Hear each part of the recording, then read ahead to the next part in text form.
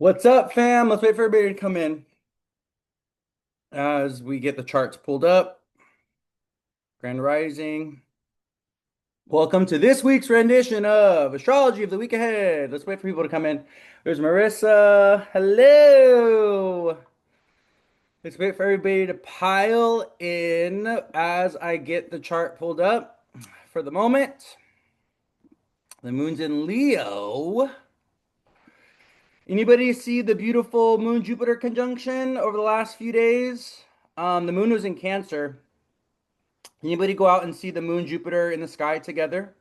They ascended into the sky together last night. Let me go ahead and put this in. Welcome, everybody. Excuse me. Here we go. We got all these beautiful faces. Oh, looks like the rising just went into. Wait, this doesn't make no sense.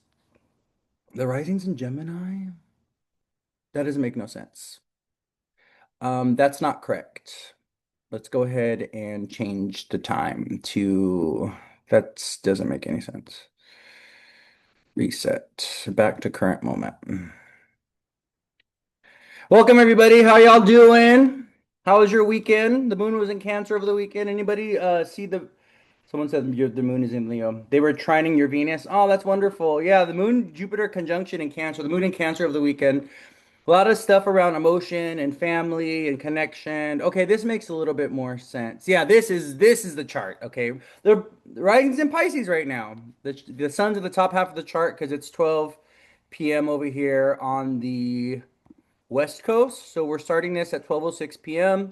We have Pisces on the ascendant. The sun is right on the MC in the 10th house, which makes sense because that's where my MC is at. The sun is actually right on my MC. Oh no, it's on my Saturn. I have Saturn at 18 degrees Sag, and the sun's at 16, and the MC is at 17 right now. So it's crazy how I'm doing a 10th house thing. I'm going live. I'm going public. I'm putting myself on display, right? Did so many things for my kids this weekend. Yeah, everybody, thank you for being here. Okay, cool. So we're gonna be talking about the astrology of the week. This is a very important period. This is a very important cycle. This full moon in Gemini cycle. Very important for mutable signs. Oh, I just got out the shower not that long ago, so I'm like all wet. Pisces rising, Scorpio stellium things, okay? Water sign things. I'm all wet. Um, This is a very important cycle. This full moon cycle is very important for mutable signs. Pisces, Virgo, Gemini, Sagittarius. You guys are having to make very important decisions this week, next week, starting from last week, around future direction, around where you're going, what you're doing, around, moving forward in a way that is kind of it's like breaking from certain kind of patterns, a certain karmic ties, certain karmic obligations, moving away from the South Node in Virgo towards the North Node in Pisces. We're moving away from this, micromanaging our life, being overly anxious, overly paranoid, being stuck in indecision, paralyzed by anxiety and paranoia. And North Node in Pisces, moving towards faith, moving towards optimism, moving towards the bigger vision, the bigger dream.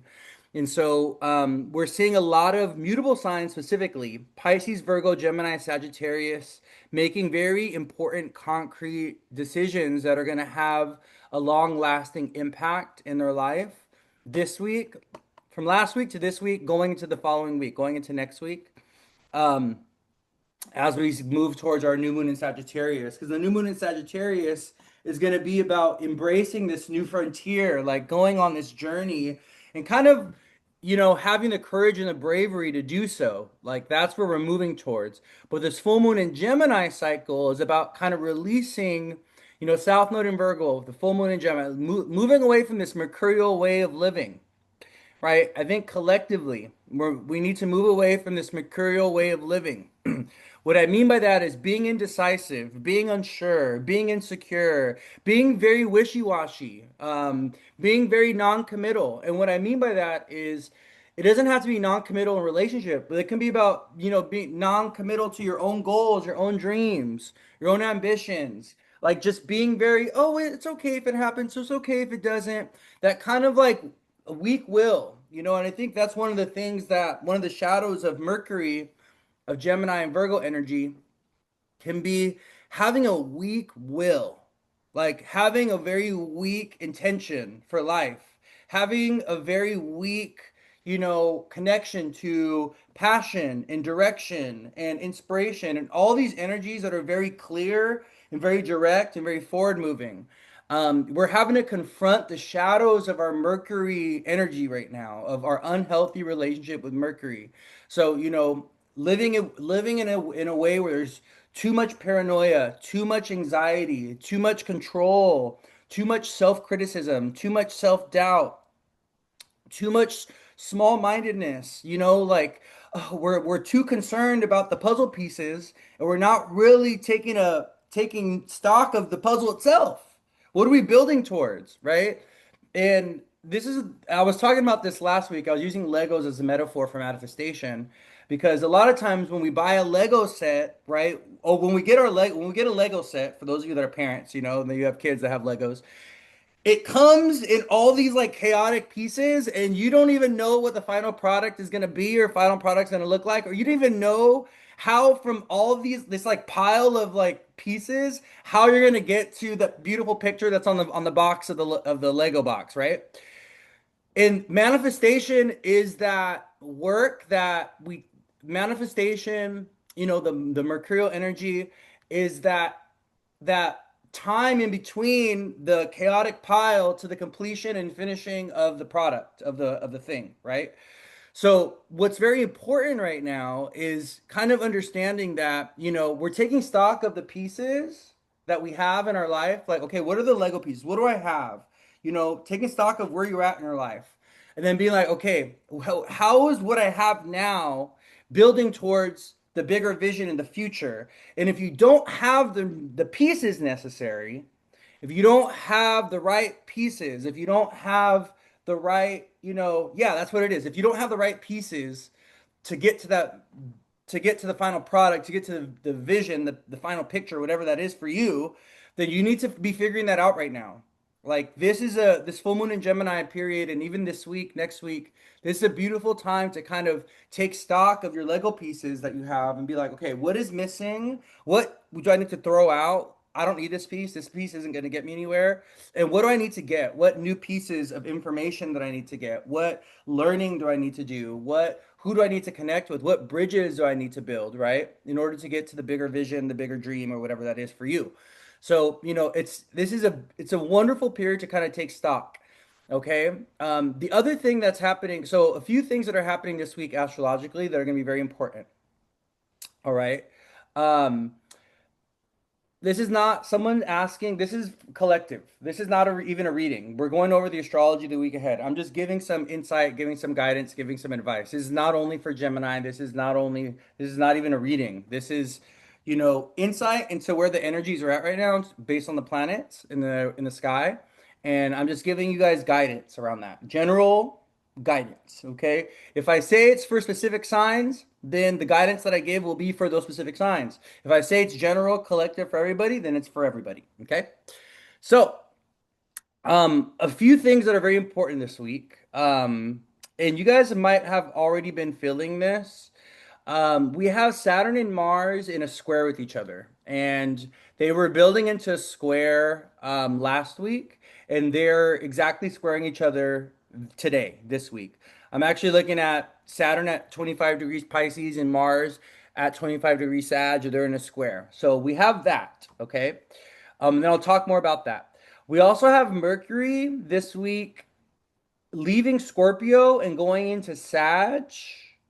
But so Mercury's retracing his steps from his retrograde. So we've been in kind of a Mercury retrograde recovery phase. Everybody coming in, welcome. We're just diving in.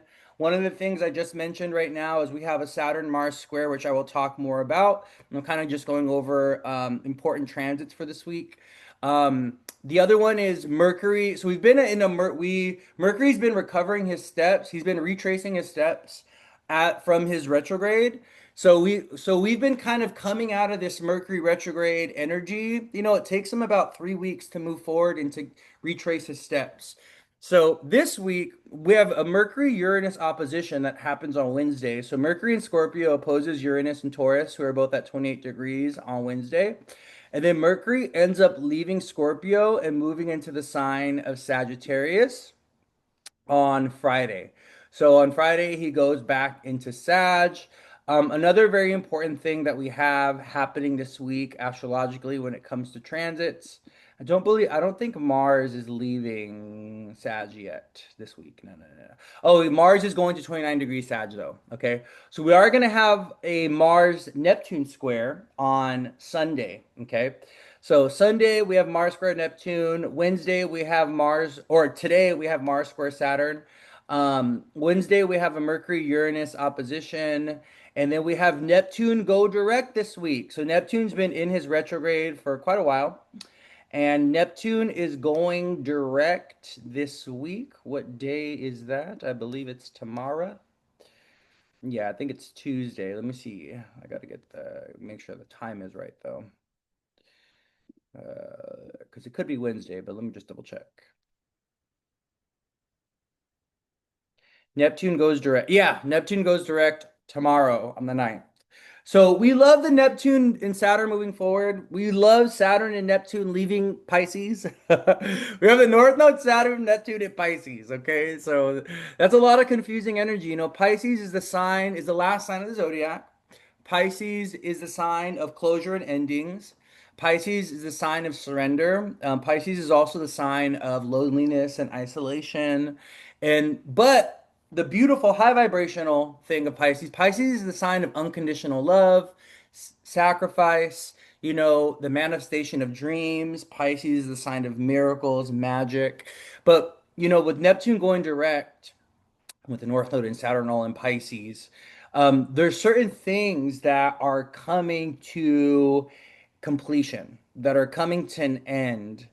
And we are feeling it collectively, but also people are going to be feeling this individually because Neptune is wrapping up a long cycle. Let's see. I think Neptune he's on a 140-year cycle. Neptune cycle. I think he's takes about 140 years, 165 years. Okay, there we go. So Neptune is wrapping up a 165-year journey where he goes all the way around the zodiac and he starts back in Aries again, right? So I think what's really interesting is how Neptune and Saturn both ingress into Aries next year, and they're kind of starting a new cycle together. Well, Saturn, he takes about 28, 30 years to go around the zodiac. Neptune takes 165 years. But yeah, they're both kind of going into Aries together next year. And they're starting a new cycle. And so one of the things we got to really honor with Neptune direct, Saturn recently went direct, is the fact that there's certain endings that we need to accept. There's certain closure, there's certain releases, there's certain timelines that are coming to a close. We're feeling this collectively. We're feeling this when it comes to, national governments, state governments, countries. We're also feeling this when it comes to like the economy, international politics. There is this deep sense of awareness that this period that we've been living, or this timeline that we've been living, is radically changing and evolving, and it's moving to something different. And we need to like take notice. We need to honor this. We need to allow this to happen. It's like a lot of people right now are trying to resist or fight the endings. They want to go back to the past. They want to go back. There's no going backwards. There's no going back to the way things used to be. Okay. Life is moves in one direction. Okay. And that's forward. Well, circularly, right? Round and round, but it moves in one direction. And we need to honor the fact that things are just moving at a very fast, rapid pace, and things are also ending at a fast, rapid pace. And we need to like hold space for that collectively, okay? Not only individually in our own life, but also collectively, all right, for the collective consciousness. All right, okay. So let's kind of dive into the nitty gritty of the astrology of this week. I'm going to kind of dive into these aspects that I mentioned. The first one we're going to talk about is Saturn square Mars. So we have Saturn in Pisces squaring Mars in Sagittarius. And what I was mentioning about this square last week, I touched on it last week, is the energy, is the tension between stop and go. Mars is a go energy. Saturn is a stop energy. You know, Mars is an aggressive, is a warrior. Mars is courageous. Mars is brave. Mars is assertive. Mars in Sagittarius, a sign ruled by Jupiter. Mars wants to expand. Mars wants to go on a new direction, right? Mars wants to travel. Mars in Sagittarius. He's like, let me go to a foreign land. Let me go to a foreign place. Let me go ahead and, kind of drive myself out into the world in an ambitious way so I can expand and grow. But with the square to Saturn and Saturn being in a superior square, so actually, who's in a superior square? Mars is in a square in a superior square actually. Yeah. So if you actually count 10 houses away from Saturn, if you put Pisces on the ascendant, you put Saturn on the ascendant, you get Mars in the 10th house. So actually, Mars is in a stronger position than Saturn. So what that tells me, what I'm intuitively getting about this is in order like expansion and growth that we want right now or that we desire right now or the way that Mars is trying to push us forward since he's been in the sign of Sagittarius. We have the sun, we have Venus, we have Mars all in Sag. There's going to be certain challenges that we have to overcome, or there's going to be certain blockages or certain hesitations or even certain fears that we have to overcome. All right. Hold on, let me read what's happening in here. Oh, Jay says one of his dogs passed away this morning. Mars transit is conjunct my natal Saturn and squaring my natal Mercury in the eighth house when my little dogs passed away. Oh, I'm sorry to hear that. Oh, that's so sad. Yeah, that's rough, my friend. I'm really sorry to hear that. The loss of an and Mars rules dogs. So the Saturn square Mars, a Mars having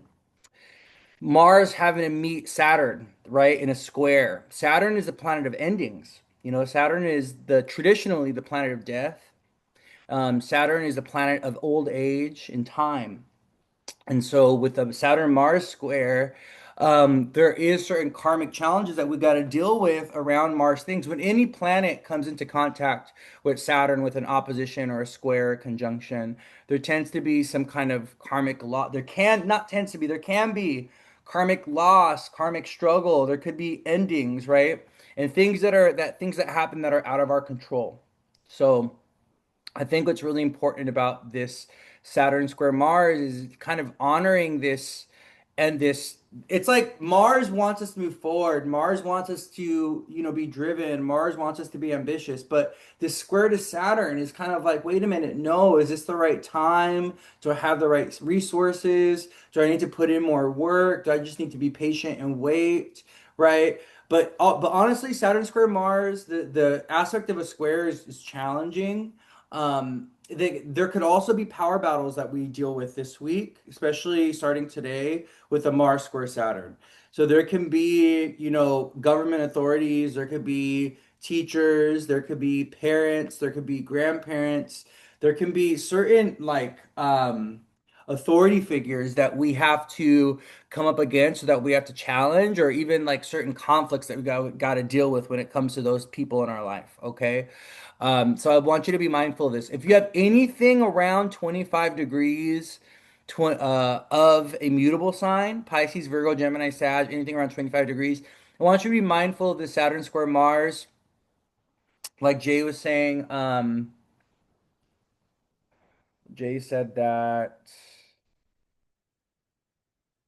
Yeah, Mars is going, so transit Mars is actually going over Jay's Saturn in Sagittarius, and they lost their pet or they lost a pet. But also, we got to keep in mind, right? Jay, you're going through a Saturn square Saturn transit. So your natal Saturn is also being squared by Saturn in Pisces. And when I think of, Saturn square Saturn, when we're going through that in our own chart, that happens around the age after our Saturn return, the Saturn square happens around the age of 36, 37, 38, around there. That's another turning of the wheel. That's another turning of the clock. That's another kind of like The Saturn square Saturn, it's a karmic turning point that has a lot to do with growth and maturity that usually is a result of endings or struggle.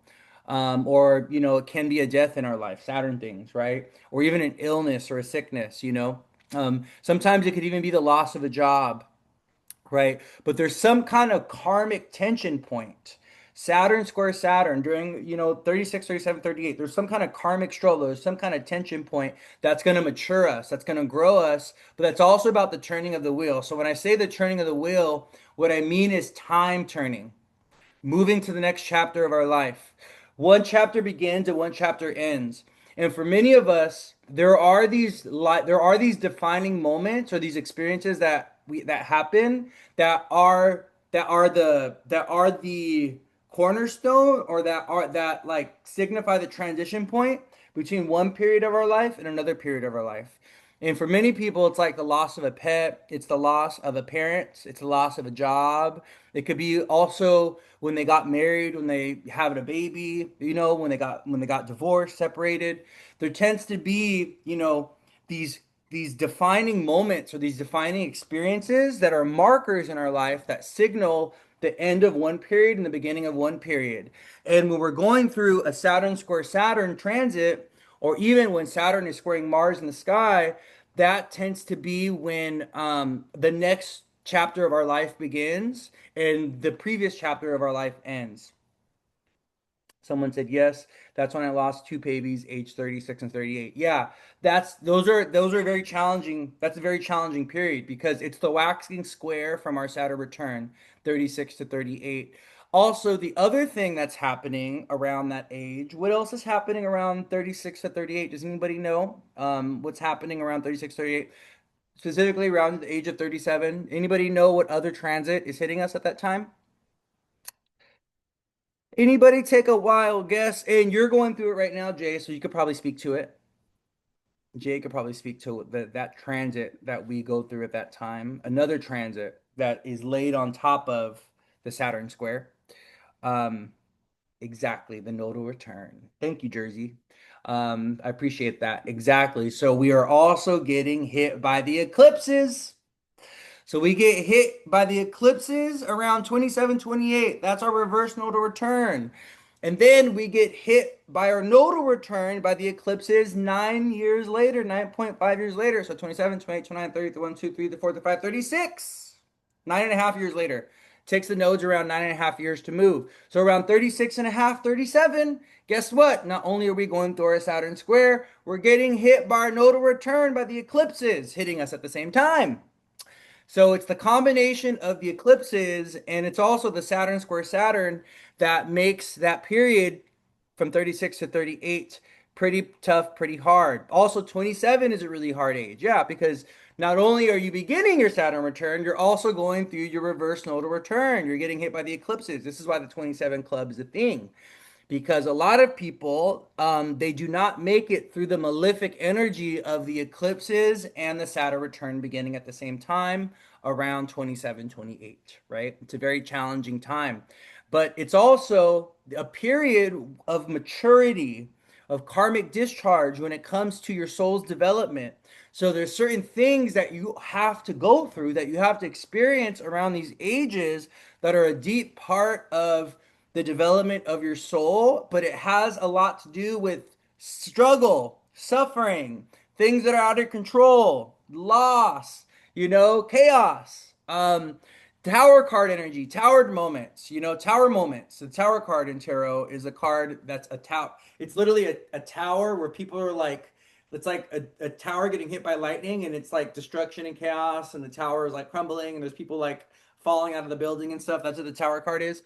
Well, that's what happens around those ages 28, 27, 28, 29, 36, 37, 38, because of the combination of the nodes and also the Saturn energy. And the Saturn return around 27, 28, and the Saturn square around 36, 37, 38. Okay. The midlife crisis doesn't even come until your Uranus opposition, which is going into our 40s, around the age of 40, 42, 41, that's when we go through our Uranus opposition, and that's the midlife crisis, right? That's when we go back to being a teenager. When you see the people dye their hair pink and they always wanted to get a motorcycle and they never had one, so they go and get a motorcycle. That's the Uranus opposition that happens around the age of 40, 41, 42, around there for most people. Okay, so with that, now that we're talking about the Uranus opposition, we could transition into Uranus opposite Mercury coming up this week, which is going to be very important. So Mercury in Scorpio is really important during this full moon in Gemini cycle that started last week, that's going to go until next week. Why is Mercury so important for this full moon in Gemini cycle? Because Gemini is ruled by Mercury. So Mercury is the dispositor for this current lunar cycle. So Mercury, he's the one that's giving us instruction, that's giving us guidance, that kind of has authority a little bit in combination with Sagittarius and Jupiter and the Sun in Sag, right? So Jupiter is also one. But yeah, Mercury is very important. And so this week, right? We have Mercury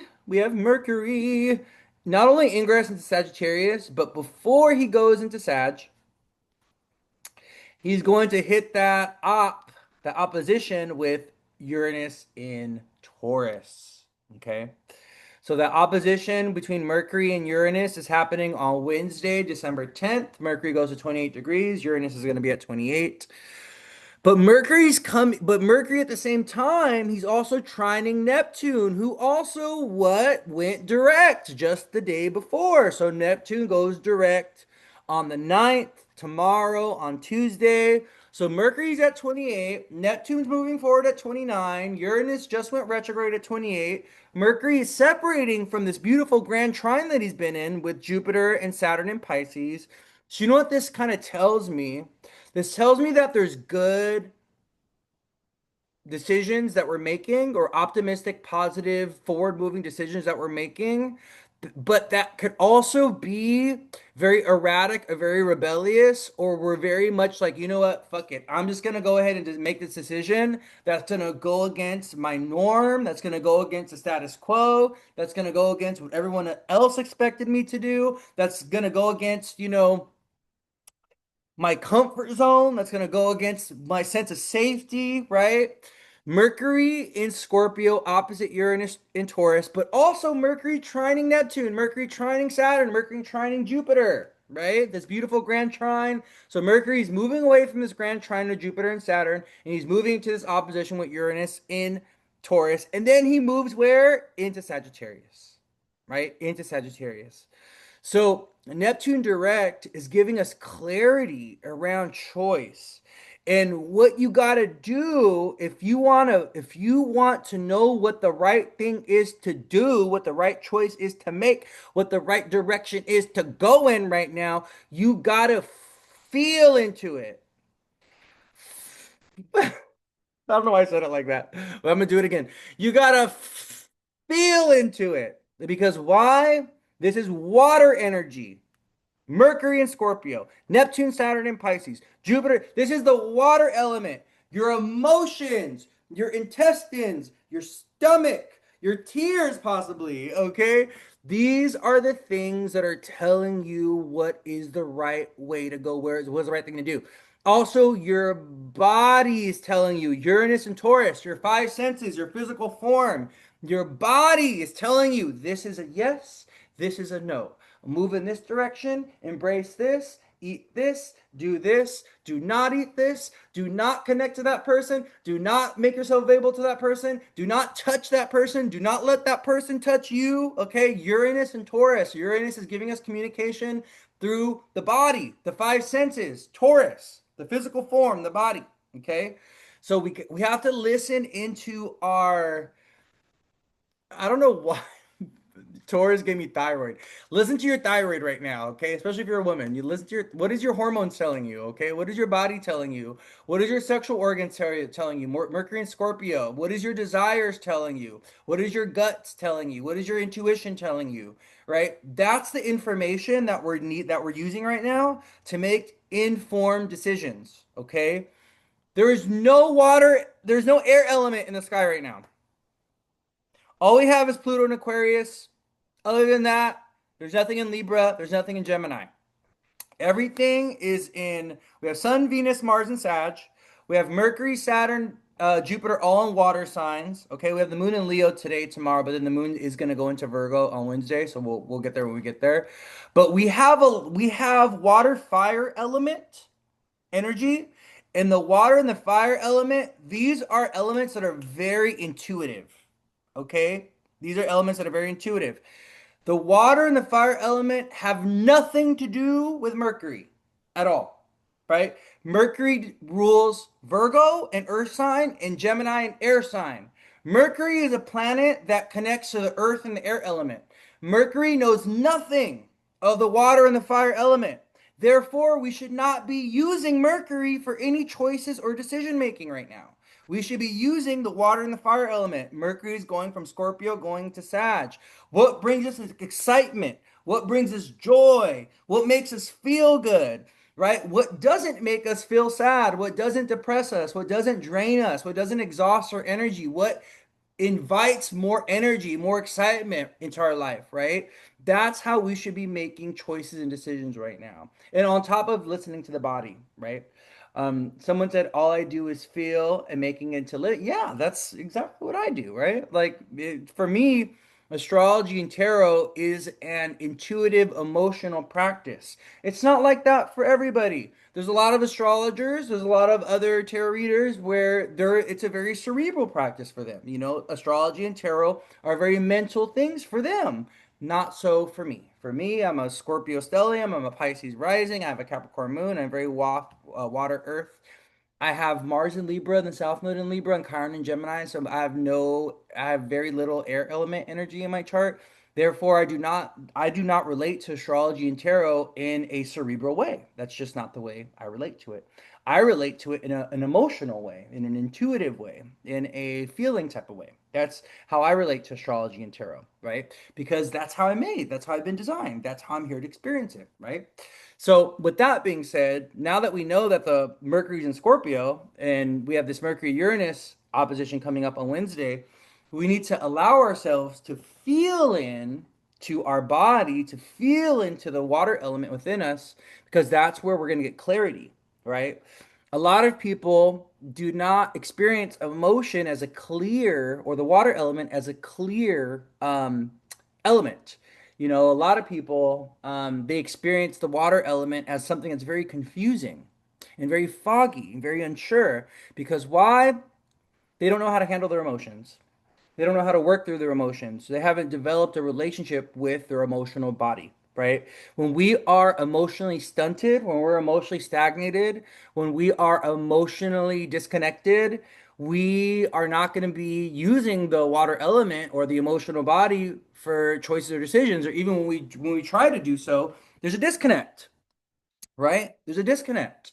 So it's really important that with this current energy, we lean into the water element. We lean into the way that things make us feel, because our feelings will be giving us some truth and some clarity right now. Because that's where Mercury is giving us information. Mercury's in Scorpio. He's giving us information for this Mercury Uranus opposition through our emotional body, through the feelings. Does that make sense? And also through the physical body, Uranus and Taurus, right? Through the five senses. So that's where and we numb. Yeah, there's a lot of people that numb. So, we don't want to feel. We want to numb our emotions. And when we numb our emotions, when we're disconnected from them, we're going to be disconnected from our intuition. Intuition for me at least is a emotional thing, right? It's an emotional thing.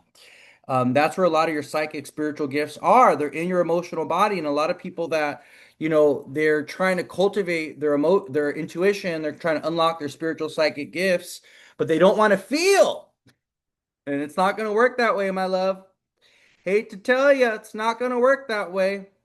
You got to feel, you got to cry, you got to mourn, you got to grieve, you got to forgive, you got to experience emotion if you want intuition to come alive. All right?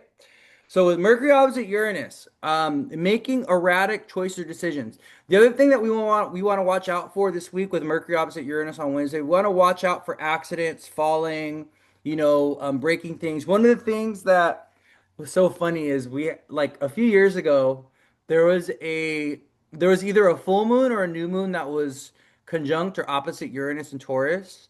And I was talking about people falling, tripping and falling and all that. And we actually had during that, I went back on my stories, a few years ago, and I was like, oh yeah, and there was like someone that fell actually. Actually, we had our new moon in Scorpio that was opposite Uranus and Taurus this last month, and Mitch McConnell ended up falling. He ended up taking a fall. Because that's what when Mercury and Uranus are talking to each other, or when Uranus is involved, what we start getting is things falling from the sky, or people tripping and falling, or accidents. So if you're someone that has anything around 28 degrees of a fixed sign, you have your rising, you have your sun and moon. Someone said it was Biden, or maybe it could have been Biden. Um, uh, if you have anything around 28 degrees of Taurus, Leo, Aquarius, or Scorpio, you want to be a little aware of this Mercury Uranus opposition coming up on Wednesday because don't let spirit and the divine catch you slipping, okay? But also, we want to be aware of. Oh, my grandma fell. Yes, that was a Uranus thing. My grandma fell. Yep, that was intense. Um, we want to be aware of mechanical things breaking down, or also our routine getting changed, or um, canceled plans, or having to kind of like pivot throughout the day. You could have appointments fall through and things like this.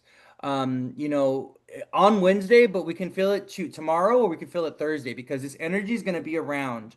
This Mercury opposite Uranus energy is going to be around. It goes exact on Wednesday, but this energy lingers for like a few days after. So we just want to be mindful of the Mercury Uranus opposition, okay? But don't be surprised if this could also be as sudden you may receive sudden inspiration or sudden insight, or you also might get downloads, like these divine downloads. You could get information that day that where you have like a breakthrough, we have like an epiphany. You're like, oh my God, this letter came in, I had this conversation, this idea came in, I got this download, I had this dream, and oh my gosh, it just gave me this brilliant moment of insight, or it gave me inspiration, or now I realize what the solution is, and I realize what I have to do. So we want to be mindful of that with Mercury opposite Uranus. I feel like it's a positive thing. I feel like we're getting more of a positive experience because of the trine that Mercury's separating from, the grand water trine with Jupiter and Saturn. And also Mercury trine Neptune, and Neptune just went direct. So there's things that may have been unclear. Now that Neptune is going direct as of tomorrow, Neptune retrograde can make things foggy or confusing. We can kind of like, I don't know, many of us have been feeling like we've been living like in a daydream. We've been living on like a haze. But now that Neptune is direct and that Mercury trine Neptune on top of the Mercury Uranus opposition, we're gonna have that Mercury trine Neptune that's gonna be on Thursday, the day after the Mercury Uranus opposition. It feels like there's clarity. It feels like the fog is clearing. It feels like we could peer through the clouds now and we could see things as they are. We could see things objectively. The other thing that we want to keep in mind, which is something that's been coming up for me, it's been like a recurring message in my own personal life, but also with clients, is kind of like seeing things or seeing people accurately for who they are, and not seeing things delusionally for how we want them to be, for what they could possibly be, for their potential. There's a lot of this energy right now of needing to be very clear, or like, no, let me rephrase that. No, I read something, my mind just went somewhere. um there's a lot of this energy of having to see things clearly, or even getting clarity around perception of situations or things that have been foggy, with Mercury trine Neptune on Thursday. So, and with Mercury going into Sagittarius, I'm kind of getting a lot of truth coming out, a lot of clarity coming out, a lot of things that have been hidden or unseen, or that we've been unsure about, or that have been confusing. We get that clarity, we get that sureness, the haze, the fog lifts, and we're gonna start to feel this Wednesday, Thursday, when especially after tomorrow when Neptune goes direct, but then with the Mercury Neptune trine on Thursday. Okay, someone asked, "Is it bad to go to the doctor this week?" Of course, no, it's not bad to go to the doctor this week. Mm-mm. Um, is it ever bad to go to the doctor? I don't know. I don't think so. That's a very, those kind of questions are very person specific, you know. In general, though, one of the things that can be a little difficult is going to the doctor during Mercury retrograde or even getting surgery done during Mercury retrograde. That's typically not advised because many times when Mercury is retrograde, especially when Mercury is like hidden, um, a doctor may have a hard time finding something or diagnosing something or getting clarity around something. Or even if we're having like, let's say Mercury in transit is in a bad place in our chart. Like, let's say we are a Sag rising, so Mercury's in Scorpio right now in our 12th house. We may go to the doctor, and the doctor may not find anything, or the doctor may need to do more investigation or more research, or we may not get any immediate answers when Mercury's transiting our 12th, and we may get those answers or that clarity when Mercury goes into our ascendant, right? As a Sag rising. So if you know, it really depends on you and your chart for those type of questions. Those are not like or makes misdiagnosed. Yeah, thank you for adding that. Yeah.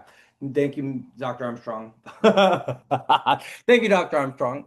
But yeah, we can also experience a misdiagnosis during a Mercury retrograde when we're going through a bad Mercury transit, or even if our ninth house ruler, or if we have ninth house transits that aren't positive, that aren't good, we can get a mixed misdiagnosis. They could not find what they're looking for, or even if we go and get surgery done during a bad Mercury transit or during Mercury retrograde, we may have to go back and get it done again. Okay, which is actually something that happened with a friend.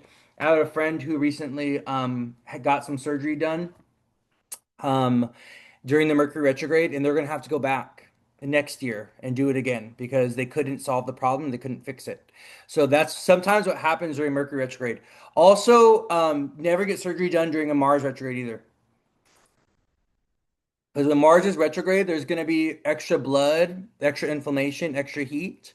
So getting surgery done during Mercury Mars retrograde can add more healing time. It may take longer to heal through something, or it may take longer to recover from a surgery or from a procedure. Okay, these are general medical astrology things. These are just general medical astrology advice. Okay, but if you are going to get surgery or something like that. You always want to consult an astrologer though and have them look at your chart just to see. Sometimes things are out of your control. Sometimes you're going to have to get surgery done during a Mercury retrograde and you don't have a choice because that's the only availability that the doctor has or because you need it immediately and it just happens to be Mercury retrograde and there's no waiting. So sometimes there's things that happen that are very much out of our control where it's like timing wise, no, you had to get it done on this day, right? And just because you're having you let's say you have needs to get surgery during a Mercury retrograde or a Mars retrograde, you may have natal Mercury Mars retrograde in your chart. Or even that Mercury Mars retrograde could be showing up in your chart in a very positive way, right? So you don't experience the detrimental or the negative impact of the fact that Mars and Mercury are retrograde for everybody, but for you, particularly in the way it's hitting your chart and your timing, that may actually be a good thing. It may be a positive thing. Doesn't always have to be negative, right? So just something to keep in mind. We really want to make astrology as personable as possible, but for those of us astrologers like myself that do kind of like collective general astrology like this, you know, um, I think it's sometimes it's really hard to bridge that gap between the personal and the collective. You know what I mean? But we just got to be aware of that because astrology is a very personal thing, and when we really start to understand astrology, we start to realize just how individual it is, right? It is collective, but also our chart is our chart, right? And our birth chart is unique and special to us. And certain transits are going to impact us individually, where it's not going to impact anyone else, possibly, right? So something to keep in mind. All right, so let's keep going. So Neptune goes direct tomorrow. So Neptune has been retrograde in the sign of well, he's retrograded back into Pisces after dipping his toes into Aries this year. But Neptune is going direct at 29 degrees. 29 degrees is the last degree of the zodiac. 29 degrees of Pisces is the last degree of the last sign of the zodiac. Okay, so it's like this Neptune at 29 degrees. We want to just keep in mind, like I was saying in the beginning, that there's certain endings, there's like absolute closure and completions that we're having to deal with. But there's this energy of like, I think of Neptune as like the collective imagination, the collective spirit. Neptune has a lot to do with fantasy, film, television. Neptune also has a lot to do with creativity and music and things like this. So I think the beautiful thing about Neptune going into Aries and us starting this new Neptune cycle for the next 165 years is we're going to be getting new music, new movies, new creative expressions, new ideologies, new spiritual paradigms, new beliefs. Like these are all things that, like moving forward, that we're going to be seeing with Neptune ingressing into Aries. But with Neptune direct this week, there's certain spiritual things that we've been reflecting on during Neptune's retrograde from Aries into Pisces. And we're moving, Neptune going direct and moving towards Aries is kind of embracing this idea that we got to be like the spiritual warrior. We got to be spiritual pioneers. We got to kind of carve our own path when it comes to faith and belief. And we got to also make faith very personal, right? I think the combination of the Neptune and the Saturn retrograde over the last few months had a lot to do with kind of going within oneself and kind of really seeing what we believe. What is our faith? What is our relationship to God? What is our relationship to the divine? What is our relationship to spirit? Are we optimistic? Are we hopeful? Are we faithful? Are we grateful? Can we forgive? Right? Like all these, this like Pisces energy, right? Saturn, Neptune, and Pisces. Do we have, are we also, is there an excess of Piscean energy? Is there an excess of Neptune energy, right? Are we kind of a little too escapist, a little too avoidant? Are we being a little too kind of disconnected from reality, right? Are we kind of isolating ourselves and disconnecting from reality, right? So I think with Neptune and Saturn direct now, we kind of have to take ownership of reality. We have to take ownership of our spiritual practice. We have to take ownership of our faith. We have to kind of lean into these qualities of Pisces and Neptune. Neptune, because Neptune is the modern ruler of Pisces, right? So Neptune finds its home in Pisces. We got to lean into these qualities of Neptune that are Neptune and Pisces that are about deep connection to spirit, being grateful, forgiving others, learning how to let things go, learning how to accept and surrender, right? Like accepting that certain things are meant to come to an end or come to a close. So that's what we're kind of moving forwards with. Also, I want you to really think about over the last 14 years that Neptune has been transiting Pisces. Neptune went into Pisces in 2012. What with your Pisces house, I'm a Pisces rising, right? With your Pisces house, wherever you happen to have Pisces in your chart, even if you're looking at your chart in Placidus and you have Pisces amongst, let's say you have Pisces amongst two houses or three houses, what has evolved in that house, in your Pisces house over the last 14 years? What has changed in that Pisces house over the last 14 years? For me, this is very potent. It's very important because I'm a Pisces rising. So my whole identity, who I am as a person, the way that I show up in the world, even my relationship with my body, my relationship with the world, like my work, my career, all these things have undergone a whole reformation. Neptune going through my ascendant as a Pisces rising has literally turned me into a guru, has turned me into a spiritual quester, a seeker, has turned me into a guide for others. I'm an oracle, right? This was not who I was 14 years ago. 14 years ago, let's see, back in, what was that, 14 years ago? 2012. Well, who was I in 2012? What was I doing? I was working at Five Guys Burgers and Fries. I had graduated from college and I had no fucking idea what I was going to do with my life. And then actually thinking that year, I think that's when I started working in banking. I think I started working at Chase. Yeah, I started working in banking in 2012. So from 2012 to now, if you would have told me back then, oh, you're going to end up getting into astrology and tarot and you're going to be doing readings for people and you're going to be like a spiritual guide and an oracle and a guru for people, I would have been like, how? Where? There's no way. And now look at me. Here we are. Here we are, you know? Someone said they graduated high school in 2012. I graduated college. No, I graduated college in 2011, 2010, 20, I think 2010. 2010 is when I graduated college, yeah. Um, so it's just crazy to think about 14 years ago. So yeah, so I want you guys to really think about this reformation process. But it's interesting because it's also in Saturn and Pisces. Like Saturn and Neptune are right on top of each other. And so there's this energy with Saturn of like, we have to confront Saturn and Pisces. We have to confront the grief. We have to confront the sadness. We have to confront the loss. We have to confront the depression. We have to really pivot our life in a way with Saturn and Neptune direct as of this week. We have to pivot our life in a way to where we're honoring, are these deep, oh, this is what this is about.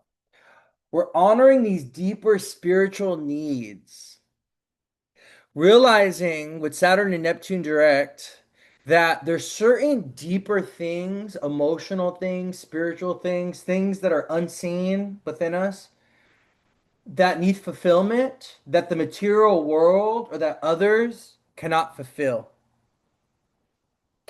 So, like this deep sense of joy, this deep sense of purpose, this deep sense of contentment, this deep sense of peace.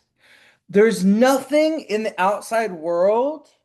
There's no person, there's no thing, there's no amount of money that's going to gift you that.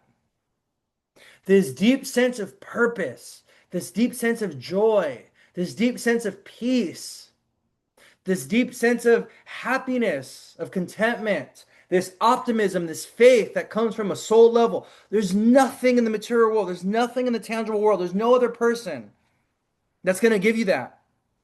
You got to seek that for yourself. You have to quest within, you got to dig deep, and you got to uncover that and cultivate that. It actually require those things require cultivation, like a garden within you. Those are not things that you can just solve and figure out within a day. Nah. Those are things that take time, they take effort, they take energy, they take awareness, a deep sense of inner awareness. And they also take shadow work, shadow work. You really got to go into the depths of your being. You got to go into the depths of your feeling. You got to go into your trauma and your past and things like this and uncover these things and heal these things. You work through these things in order to find that sense of purpose, joy, contentment, inner peace that you're looking for. And so, there's this message I'm getting from Saturn and Neptune right now around like, stop looking without, like look within. And that's where you're going to find a lot of the solutions, a lot of the answers that you're looking for, especially with Neptune, Saturn direct in Pisces. It's the unseen realms. It's the spirit world, it's the dream world that we're getting the answers and the solutions. But also think about how intuitive many of us have become since Neptune's transit right since Neptune has transited Pisces. A lot of people have embarked on a spiritual journey or have gone through some form of awakening when it comes to their spirituality and a spiritual practice and their intuition and all this since 2012. Neptune and Pisces kind of awakened all the star seeds, right? Think about how astrology and tarot and how spirituality has become so big and so epic and has become like it's a movement since 2012, since Neptune's transit through Pisces, right? Well, we're coming into completion with that. So now that Neptune is moving into Aries, we're taking all this like intuition, we're taking all this spiritual activation, we're taking all this like, you know, um, this kind of like, awakening, the collective awakening, and we're becoming warriors.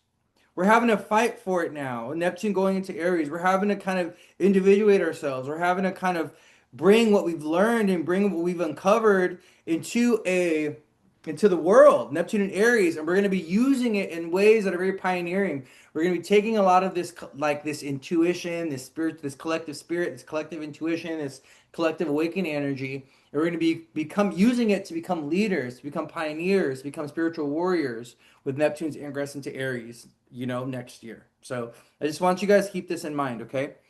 Someone said, yes, that's so real. So much more intuitive and spiritual awakening. Definitely astrology was like the gateway drug. Yeah, definitely. Yeah. Astrology and tarot for me were definitely the gateway, the gateway drug into my spiritual journey. Okay? So there's that. Neptune direct in Pisces. Okay.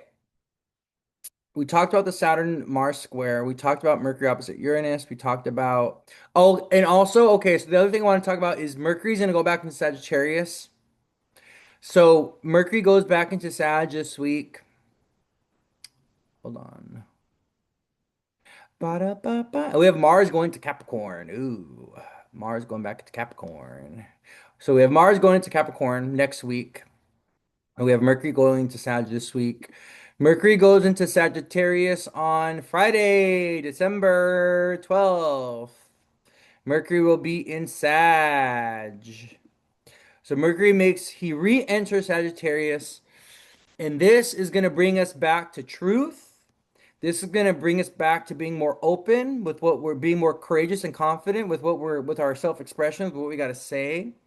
Okay. Mercury in a fire sign tends to be a little bit more intentional, a little bit more direct, and a little bit more, what do you call this?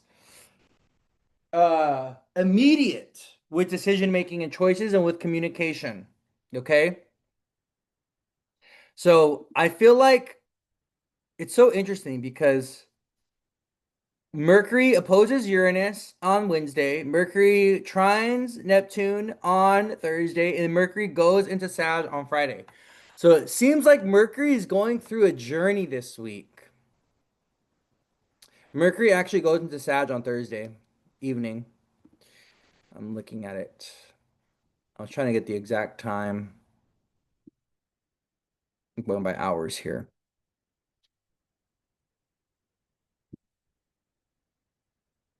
Can you guys hear the rain? It's raining cats and dogs over here in Portland, Oregon.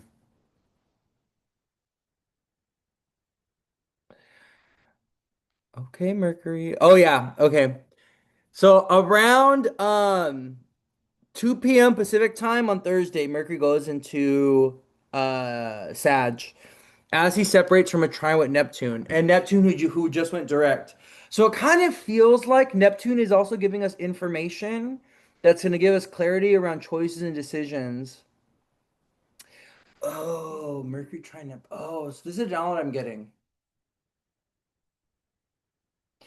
Making choices or decisions around the things that we're letting go of, or the things that are drain our energy, or the things that we're moving away from. So it kind of feels like sad choices or decisions. It kind of feels like, you know what? We tried this for this amount of time, we spent this amount of time together, I really thought this was going to be something, but it's not, I really thought this was going to be, the goal, the dream, the vision, but it's not. And so we're kind of having to make these choices and decisions that feel sad, hard, or difficult, where there's like some kind of, we're accepting something, where there's an acceptance, there's a closure, possibly, there's an ending. It's Mercury trine Neptune direct at 29 degrees. It's like there's this energy of closure, completion, finality when it comes to things. And then the Mercury in Sag, Mercury's re-entering Sag is like giving us that confidence to make the hard choice or the hard decision. Okay. And also, one of the things I will say with Mercury and Sagittarius is a lot more open communication. Mercury in Scorpio tends to withhold communication or information, tends to use information in a strategic way. Okay, I have Mercury and Scorpio, so listen, I know a lot about myself. I'm very self-aware. Tends to withhold information or only divulge information in strategic ways or when it needs to be divulged for something, right? Mercury in Sag is very open with information. Mercury in Sag is let's tell stories.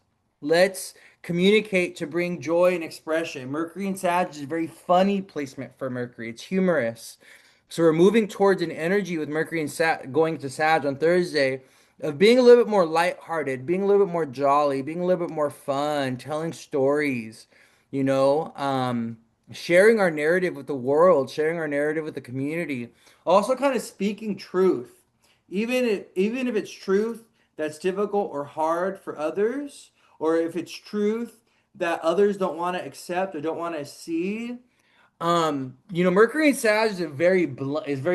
It's like the blunt truth, the unfiltered truth.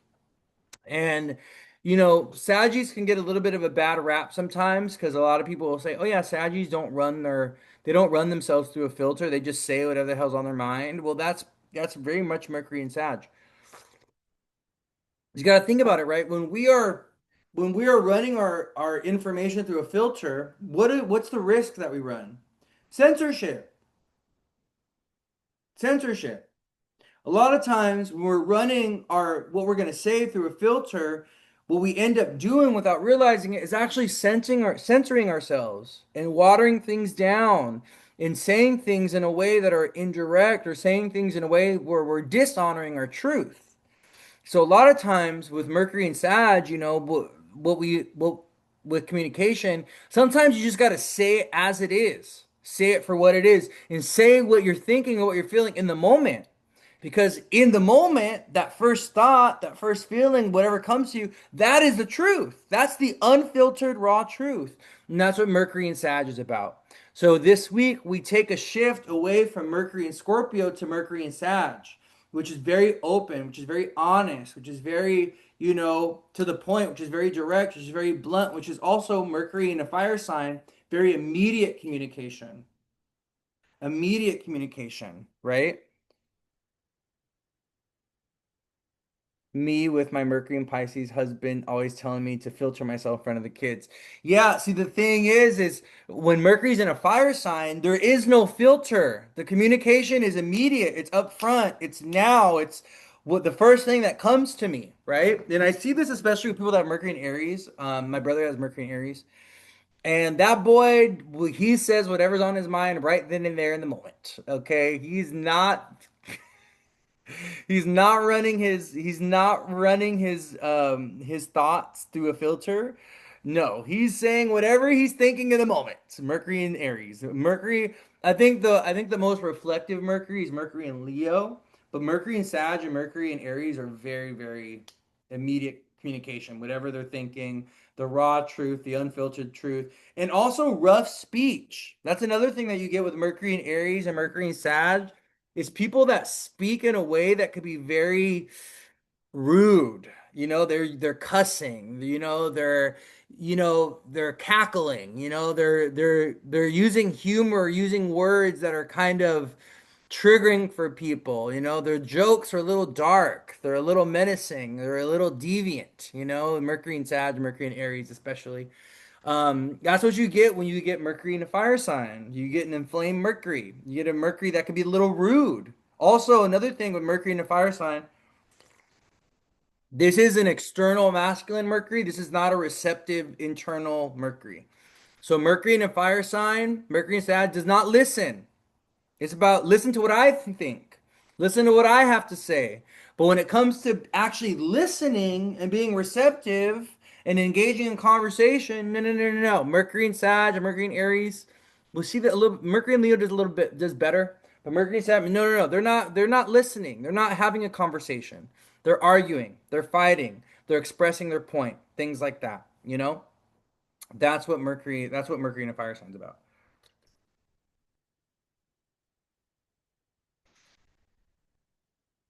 What about Mercury in the 12th? It's also in Aquarius, but I also felt that 12th house placement makes it ruthless, rude aspect about me. I always think of a 12th house Mercury as being very hidden or very quiet. Um, Mercury in a Saturn ruled sign though, so like Mercury in Capricorn, Mercury in Aquarius, these are very um dry. R- It comes off as rude because it's blunt, it's direct.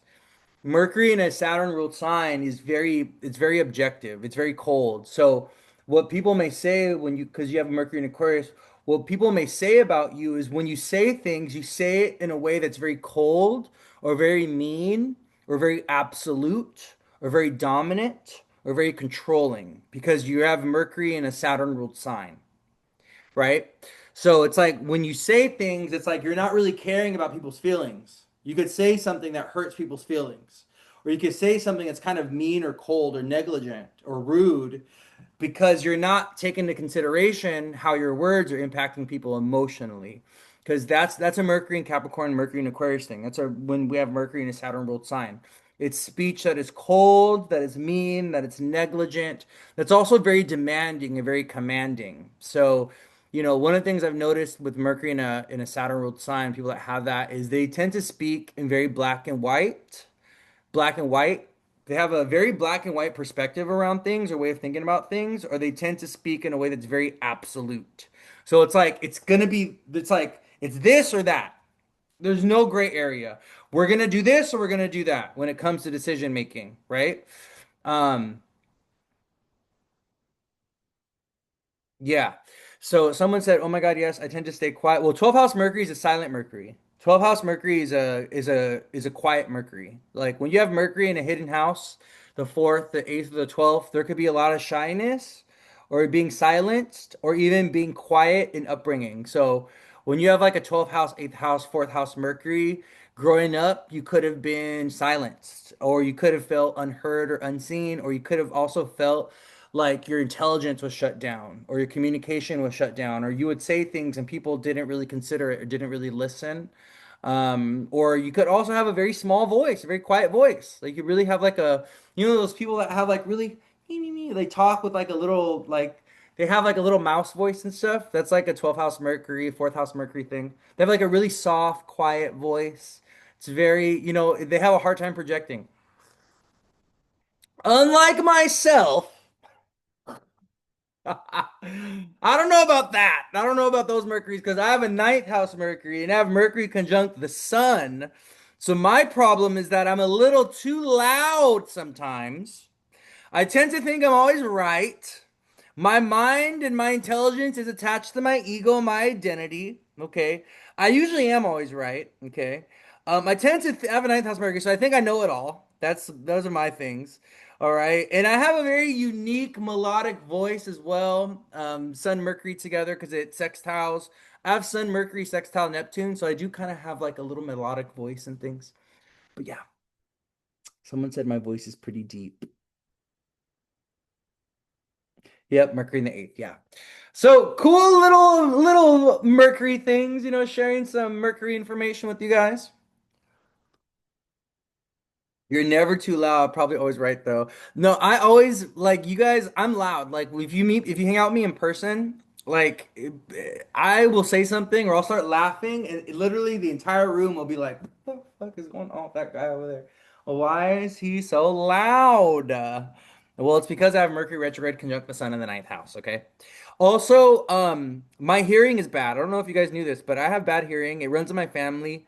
My grandmother ended up going deaf. My grandfather was going deaf. And my dad is, that man is going, he's got, so bad hearing runs in the family, tinnitus. I actually do have tinnitus in my left ear. It's showing up on my right.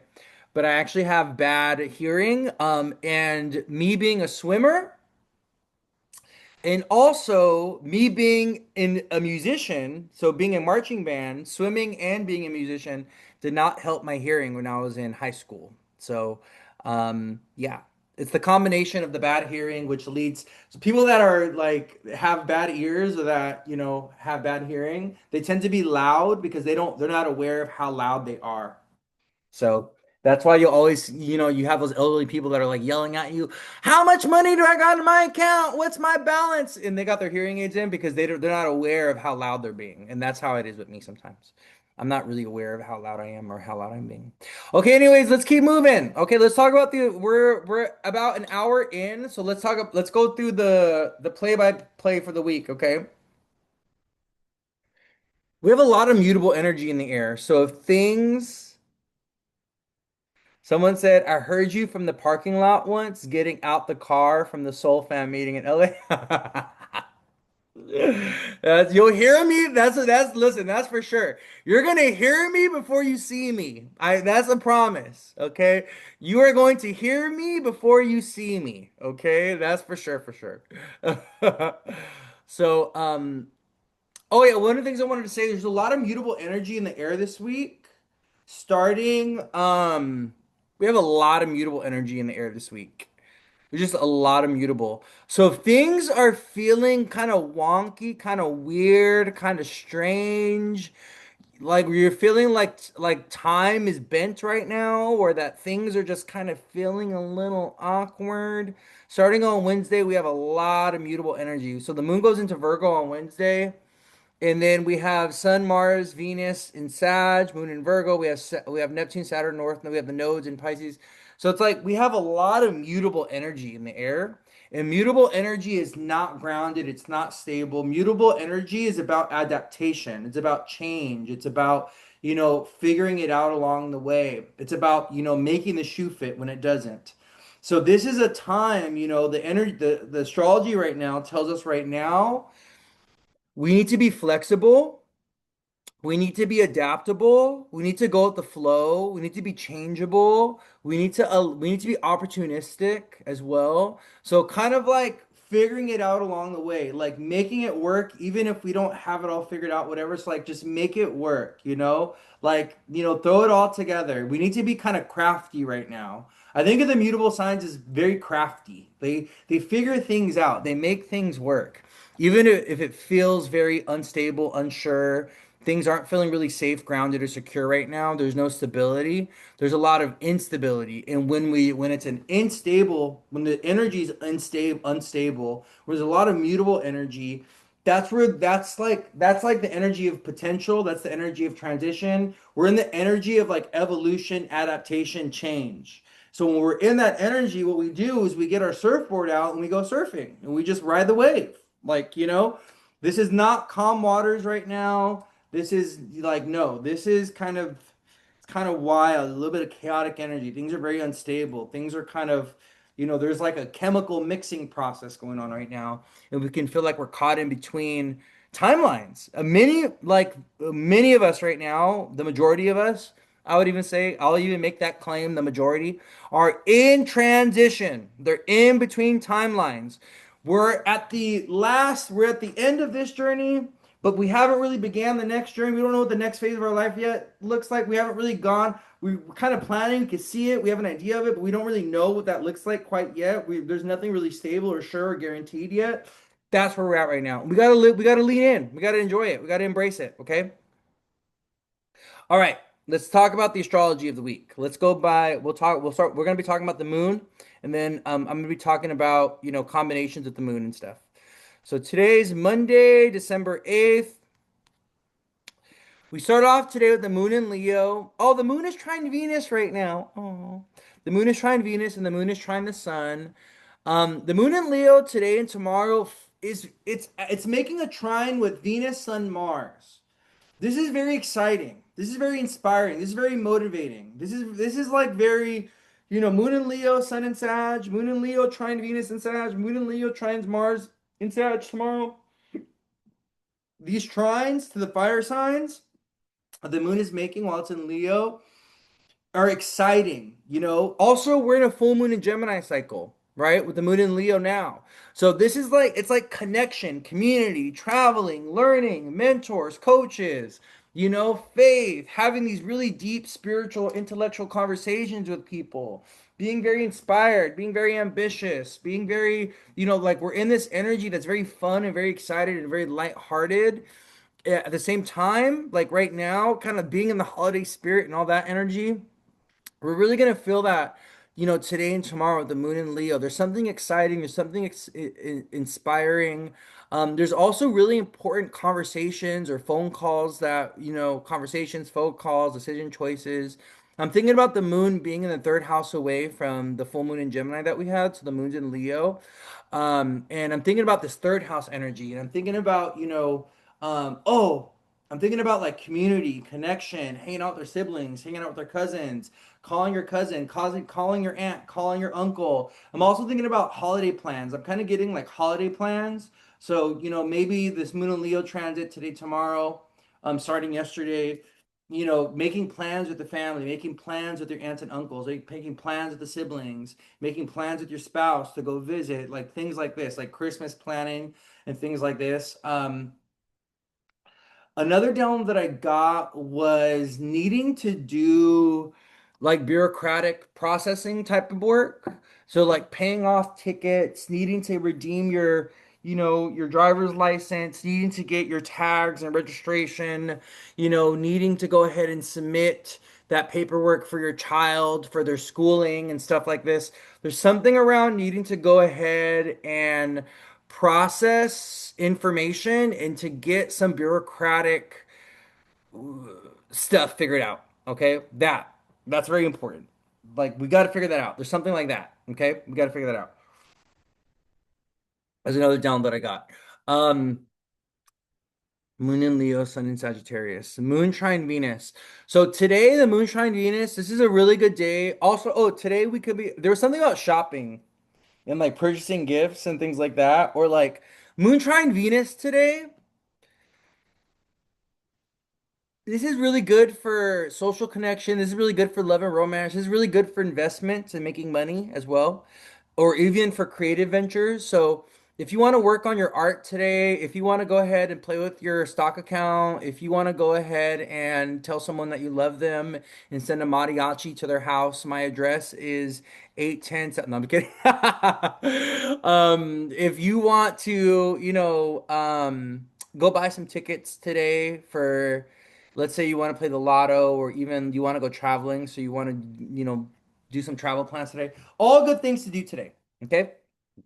All good things to do today. Because the moon is trining Venus. This is beautiful. This is nice. This is sweet. This feels good.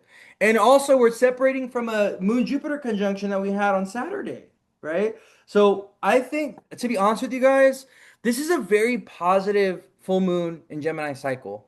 Um, I've even in my readings and my sessions with people, there's been a lot of people like getting new jobs. There's been a lot of people, signing a new lease because they're moving somewhere far, they're moving to their own place. There's been like a lot of this really cool, good new stuff coming in as well for people. And I think we need to embrace that. Someone said, yes, I'm renewing my tags. And DMV is not a fan of updating your address, and a lot of times when moving. That's so funny. Yeah. That makes a lot of sense. Yeah, I was like getting renewing tags and stuff. Adopt my kids for Christmas. Oh, that's so sweet. I love that.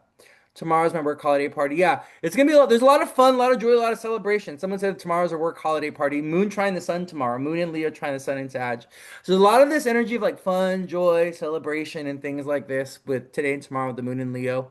Trining Venus, trining the sun. So tomorrow on Tuesday we have the moon trine the sun, and then also Neptune goes direct tomorrow. Okay.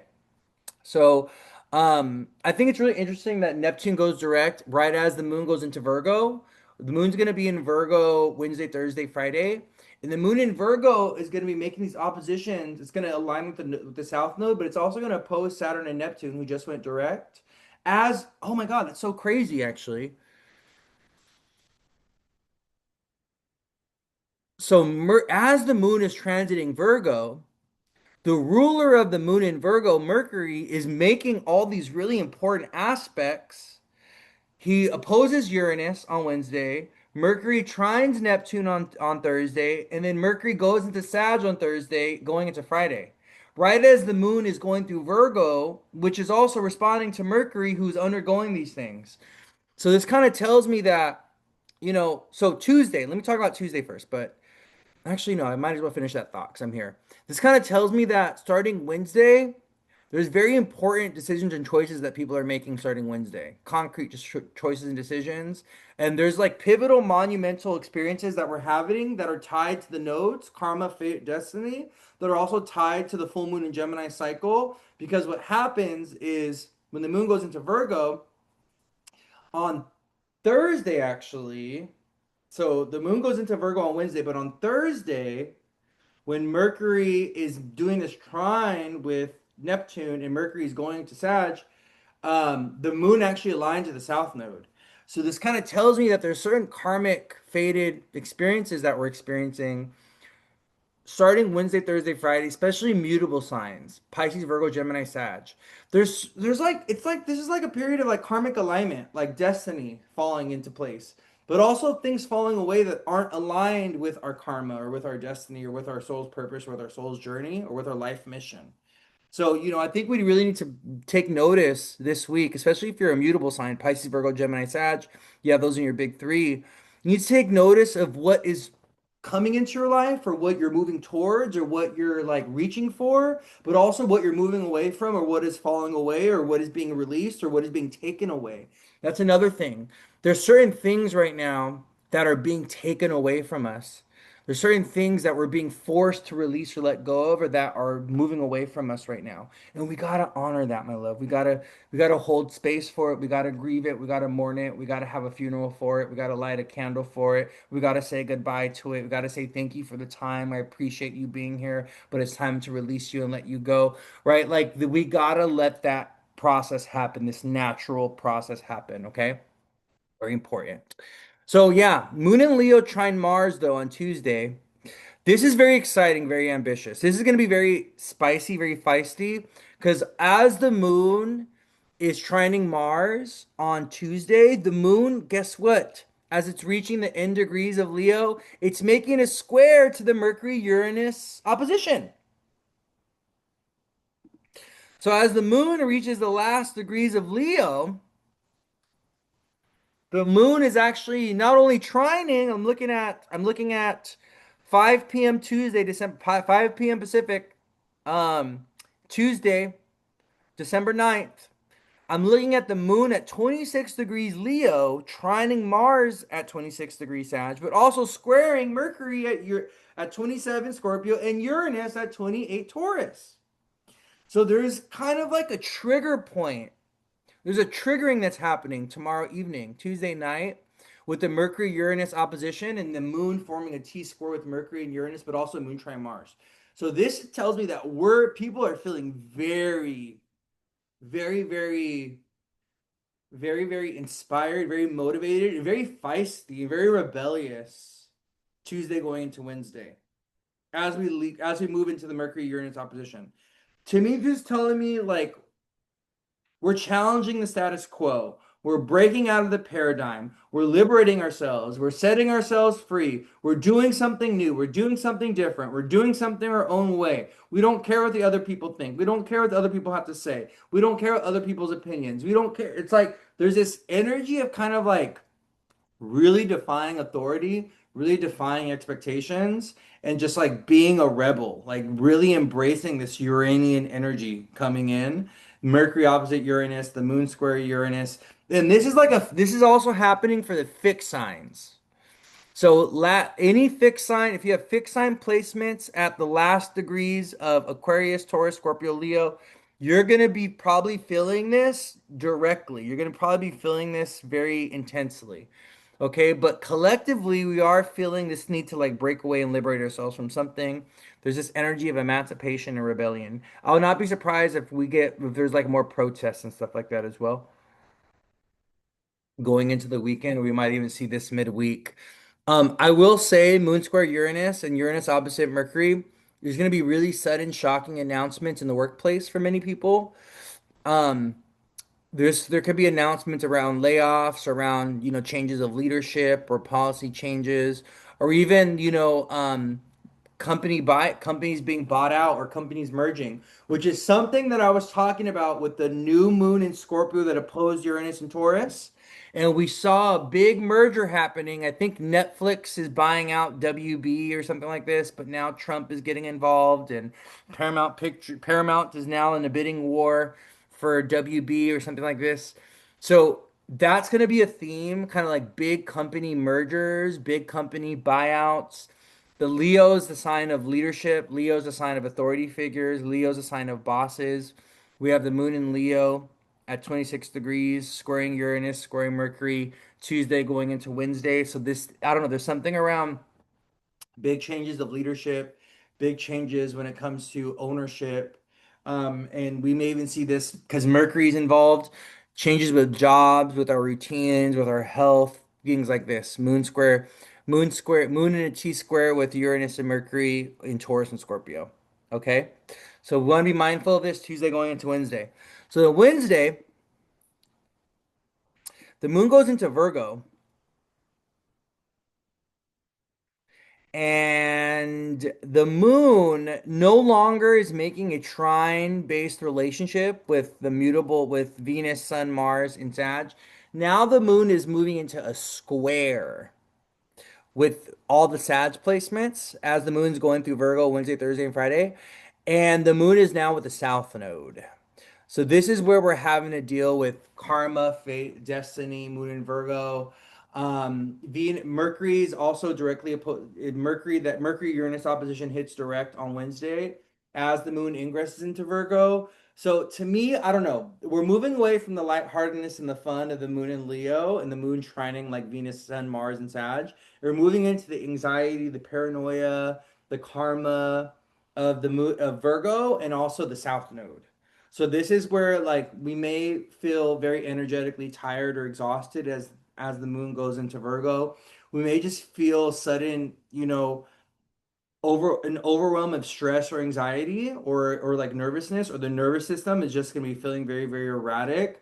We could be feeling very chaotic. We may also be experiencing some sleeplessness on Wednesday because the moon in Virgo is responding to Mercury, who's directly opposite Uranus. So there's the opposition between Uranus and Mercury is it's a tense aspect. It's a push and pull, right?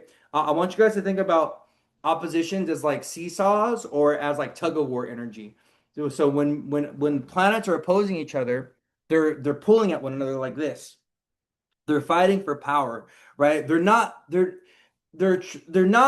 initially they're not trying to integrate.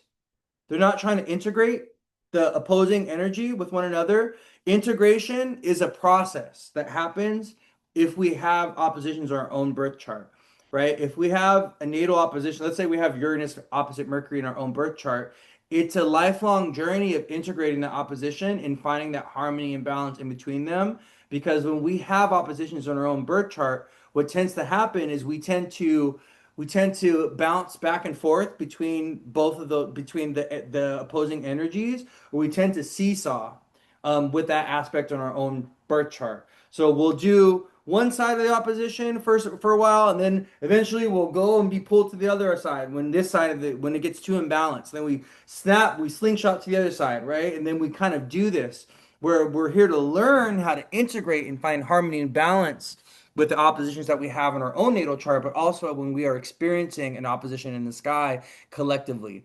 But also, when we're talking about oppositions, we also got to be mindful of the planets involved because stronger planets are going to have more precedent, or they're going to take on more power, take on more authority in opposition when it's in opposition to a weaker planet.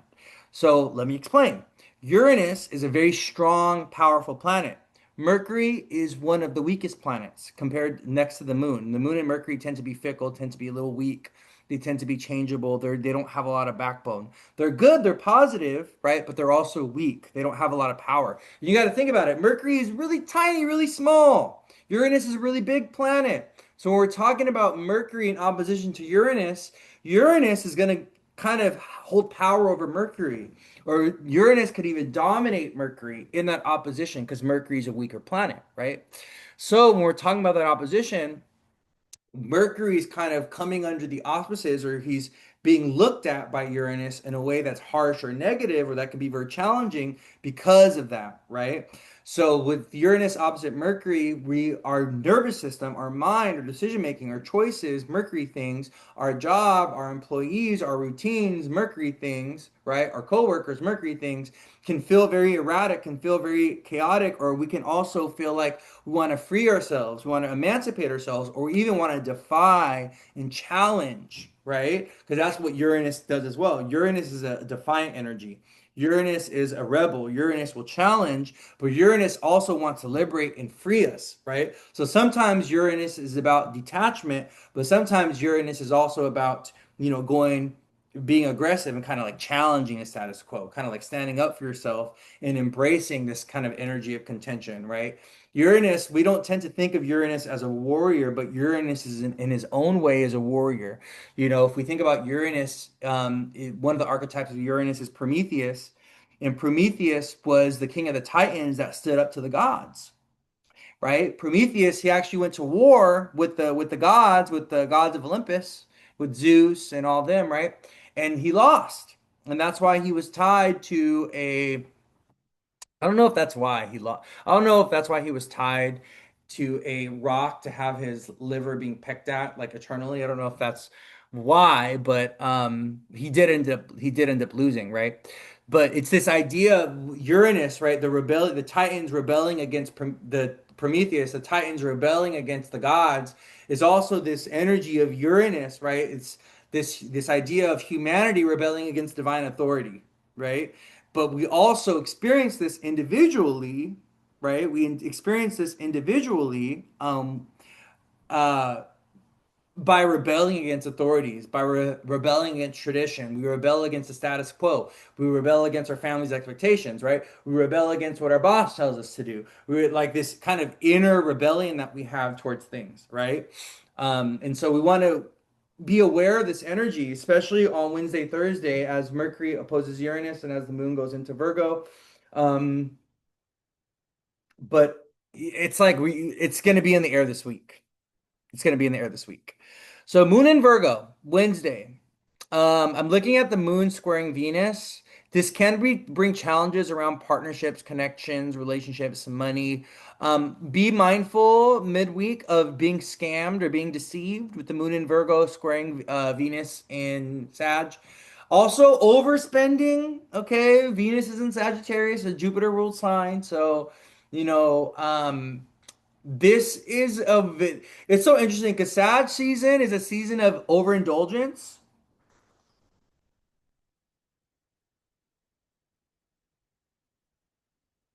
It's because he tricked Zeus in the parts he received through sacrifice of animals, and because he stole fire. Yeah. So that's the other thing, right? Prometheus, Uranus, right, stole fire and gave it to humans. So the idea behind that is that Uranus, Prometheus, gave us technology, gave us the sciences, gave us fire. That was only exclusive to the gods up until that point, right? And so the gods didn't want us to have access to certain wisdom and certain knowledge around sciences, around fire, around technology, and Prometheus gave us access to that, right? That's Uranus. And it makes sense because that's what Uranus is about. Uranus, when you see Uranus prominently placed in people's chart, they tend to have a stroke of genius where they have some kind of wisdom or knowledge or some kind of genius that can get them in trouble sometimes, that can be very dangerous, very detrimental, in some type of way. I always think of, like, creations like the atomic bomb and stuff like that are very Uranian, but they're also very dangerous, right? So there's a reason why the gods didn't want us to have technology because technology is also when humans get their hands on technology, they can be very self-destructive and very irresponsible with it, right? So the idea behind that was that the gods didn't trust that human beings had enough moral awareness or had enough consciousness or weren't responsible enough to have the to be responsible in using wisdom and knowledge in a righteous, moral, ethical way, right? So that's where that comes from. But anyways, let's get back to the astrology. So the moon in Virgo on Wednesday squaring Venus. This can be challenges around partnerships, around connections. This can also be about overspending. So we want to be mindful of that. Um, Venus and Sag, hormonal issues for women right now could also be a thing. Yeah, we started at 12 o'clock, Lucy, but welcome. Thank you for being here. It's okay. Appreciate you being here. We want to be mindful of like inflammation, excess, stuff like that. Digestive issues, stomach issues, the moon in Virgo, squaring Venus and Sag. Eating too many oily, fatty foods right now or spicy foods with Venus and Sag, squaring the moon in Virgo, that can have a negative or detrimental effect on your stomach or digestive system. So you just want to be mindful of your diet, what you're eating starting on Wednesday, especially with the moon going into Virgo and being with the South Node. And then what's interesting is also, Venus. Oh, this is another aspect that I just noticed. Venus is coming in to square the nodes. I just noticed this. We have Venus and Sag squaring the nodes. I think this aspect hits directly on the 11th, but let me just double check. The 10th. Nope. Wednesday, my loves. Venus goes to 13 degrees Sag right as the moon goes to 13 degrees Virgo and hits the nodes. And this is also this 13-degree point with Venus going to 13. and the moon going to 13 on Wednesday. Oh, Virgo at the same time. What is this also activating? Our full moon in Gemini. That was at 13 degrees, squaring the nodes at 13. So this kind of tells me with Venus hitting this full moon point, Venus squaring the nodes, this kind of tells me that Wednesday, Thursday is karma, fate, destiny at work. But Venus square the nodes tells us that there's certain choices or decisions that we have to make that are karmically informed around money, around health in the body, around relationships and partnerships and love, around Venus things. Okay. So are you gonna like, and it's Venus square the South Node in Virgo and the North Node in Pisces. So it's like, is there a way forward or is there not a way forward, right? Are we going to surrender this and let this go because it's not part of our karmic journey? Or are we going to forgive and move forward and try to make this work because it's part of our destiny because I know whatever. North Node in Pisces, right? So there we need to have extra amounts of discernment starting Wednesday around what is meant to stay and what is meant to go in our life, especially if you are a mutable. If you are a Pisces, Virgo, Gemini, Sag, you have those in your big three. You have anything around 13 degrees of a mutable sign, Pisces, Virgo, Gemini, Sagittarius, you need to be very mindful of what is moving forward in your life, where you're moving towards, what you're reaching for, but also what is exiting, what is leaving, what you're moving away from, and what you're releasing, and what is no longer serving you. Okay. Because this is the Venus square the nodes is telling me there's a karmic turning point with relationships, with health in the body, with money and resources and things like this. All Venus things as Venus comes into square the nodes. And also Venus is going to be opposing the full moon point. So Venus is going to conjoin where the sun was at during the full moon and going to be opposing the moon in Gemini point, right? So to me, this is also Venus squaring the North Node. I don't know. This feels like expansion and growth, though. This also feels like you could be meeting, there could be very important relationships that are evolving right now, or even there could be, if you are in a relationship already, if you're in a connection with someone already, you may see some positive forward evolution with it. So this can be about, oh yeah, we're gonna be moving in together. Oh yeah, we're gonna make it official. Oh yeah, we're gonna be getting engaged. Oh yeah, we're planning our wedding. Oh yeah, like, something like this. And this could also be around solutions when it comes to health of the body. So there could also be like, oh, you get answers around what you've been going through health wise. Oh, you're starting to see some progress. Oh, you're getting a plan together to address this health issue, right? Oh, you met this, doctor, this nurse, you met this caretaker, this whatever that's going to help you figure this out finally, right? So there could be really good positive stuff that also comes from this. I'm mainly thinking about the positivity and the optimism and the goodness of this because of the focus of Jupiter and because of the excess of Jupiter energy at this time. So Sag is ruled by Jupiter, Pisces is ruled by Jupiter, and we have Jupiter who's exalted in Cancer. Jupiter just went retrograde though, but there's this energy of kind of like good, positive things or optimistic, forward-moving things that are also kind of like showing up or that we're also getting clarity around or that we're also like reaching for or moving towards. Okay, on Wednesday with Venus squaring the nodes. But I will say this can kind of throw certain Venusian things into chaos. So one of the things I do want you to be mindful of, especially if you are a mutable person, if you're a Pisces, Virgo, Gemini, Sag, you got those in your big three. I want you to be mindful of unexpected expenses coming out. I want you to be mindful of getting sick or health issues because I guarantee you, there's people that are sick now already, but there's people that will be getting sick this week.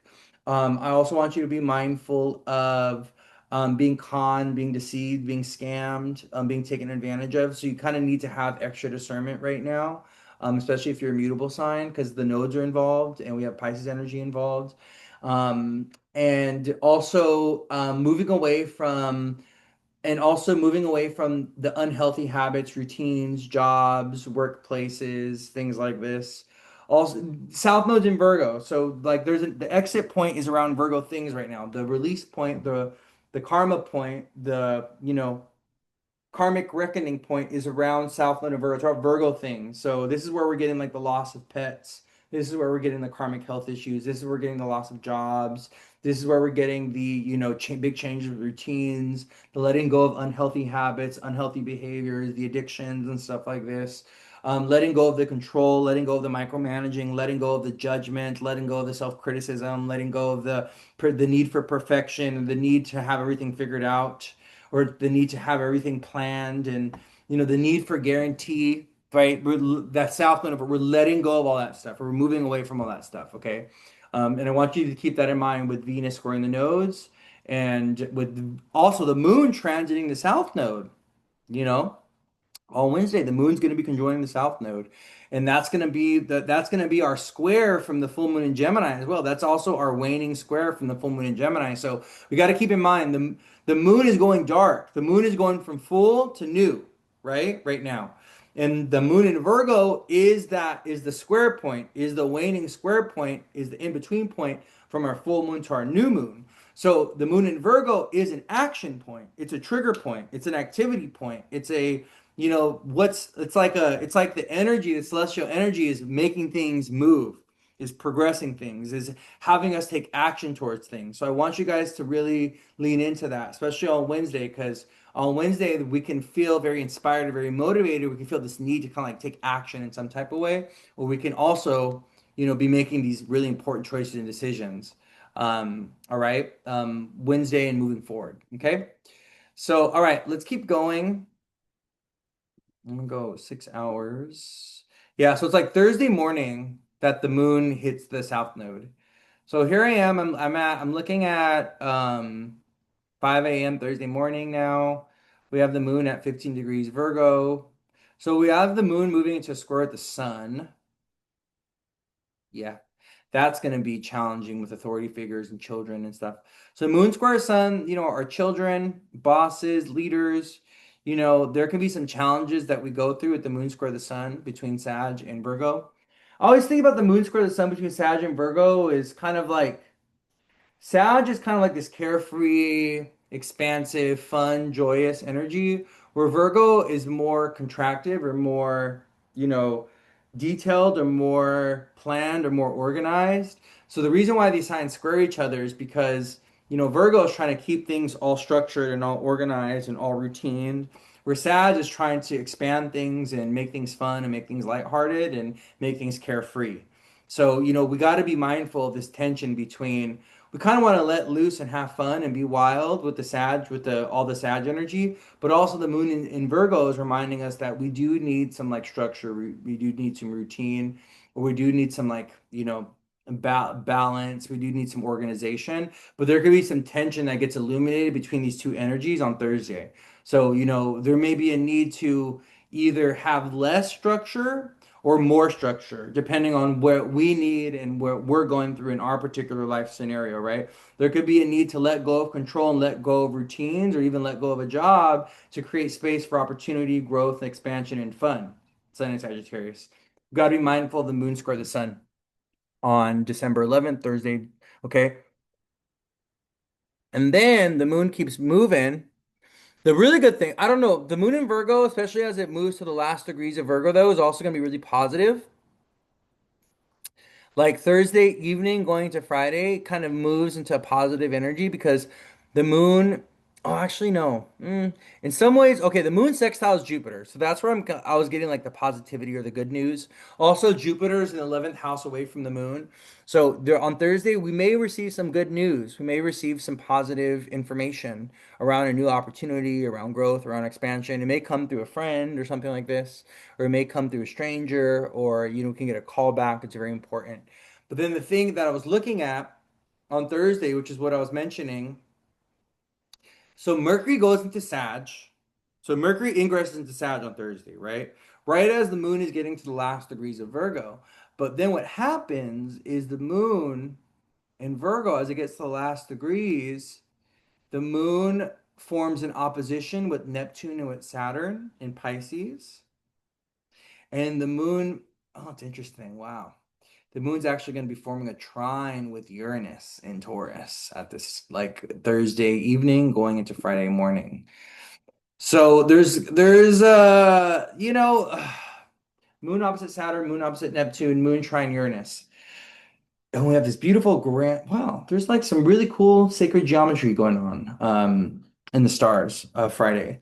But there's this energy of kind of like moon opposite Saturn. We can just be feeling very heavy. There could be this energy of no, there could be this energy of kind of like rejection, but also there could be responsibilities or obligations that we got to tend to.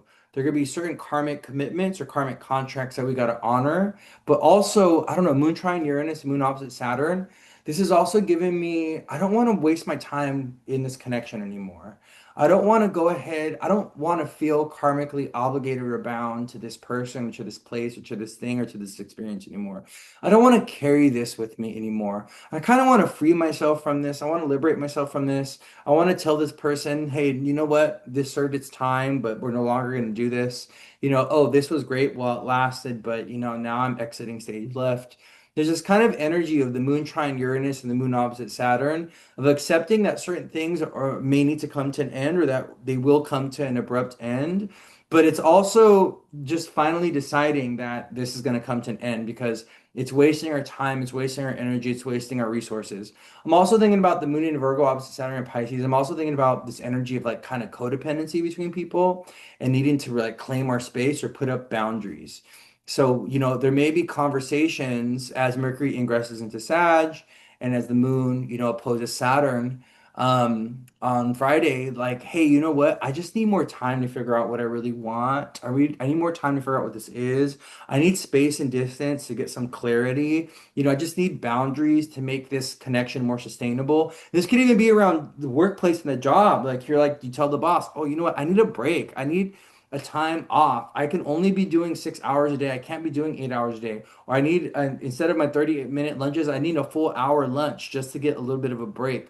So this is kind of like reclaiming boundaries or putting up boundaries or reaffirming boundaries in some type of way with the moon in Virgo opposite Saturn and Pisces. And also kind of like, I think moon Virgo opposite Saturn and Pisces kind of like being very aware of kind of like this victim energy that could be showing up in relationships and partnerships right now, or this kind of like trying to help or save or rescue others and realizing, you know what? This is someone that I can't help, I can't rescue, I can't save because they're not willing to do it for themselves. So, moon opposite Saturn is needing to take a responsibility for ourselves and also you know reminding other people, hey, you know what, you need to take responsibility for yourself. Like, no one else can do this for you. I can't do this for you. Your parents can't do this for you. This is something that you got to do for yourself. So you just want to be mindful of this very serious energy that kind of shows up possibly on Friday with the moon squaring Saturn. Okay, what's also really interesting is the moon, even though I'm sorry, the moon opposite Saturn, the moon's also going to be is going to be in a T square with Mars, though. So I want to remind you guys, today we have Mars square Saturn, and the Mars Saturn square is going to be lingering in the air all week. Well, that Mars Saturn square gets triggered and activated on Friday because as the moon is getting to the last degrees of Virgo, not only does it oppose Saturn and Neptune, it also squares Mars. So what happens is we have this T square with Mars to Saturn and the moon. And so Friday, the moon opposite Saturn is going to be modified by the square to Mars, the mutual square that both of them are making to Mars. So this can be about a fight or an argument. This can be about being more assertive or being more bold or even challenging somebody that you didn't challenge before, or even taking action on something that you needed to take action on, but you just been waiting for the right time, been waiting for the right moment or whatever, and it just hasn't felt right because Saturn was retrograde. But now that Saturn's direct and Saturn's being aspected by Mars and the moon is forming this T square with or Mars is forming this T square with the moon and Saturn, this can be, Friday, and this kind of like energy going into the weekend can kind of like instigate something or could trigger something or can like activate something or can ignite something that kind of pushes you to make a courageous, bold, difficult decision or choice, or to take action in a way that's very contentious. I don't know why I'm seeing the moon square Mars and I'm seeing this like moon Mars Saturn thing between Sag, Pisces, and Virgo. And I'm really getting this energy of like explosive emotional energy and things that were like pent up or even gas. It's like gas that's been built up over a long period of time or like pressure, tension, emotion that's built up over a long period of time. And then like there's a moment, there's a conversation, there's a disagreement that just like triggers an explosion. It's just like and all everything is coming out. Everything's coming out of the surface. Like, everything that's all that emotion, all that anger, all that frustration, all that rage, all that hurt feeling, all of that just kind of like comes out and it's just like triggered. So we want to be mindful of this on Friday, especially Friday evening, okay? As the moon is forming a square with Mars, and as Mars is forming a T-square with Saturn and the moon. So we have moon opposite Saturn, we have Saturn square Mars, we have moon square Mars, we have a lot like this T-square with Mars, moon, Saturn, okay? It could be a little malefic, it could be really challenging.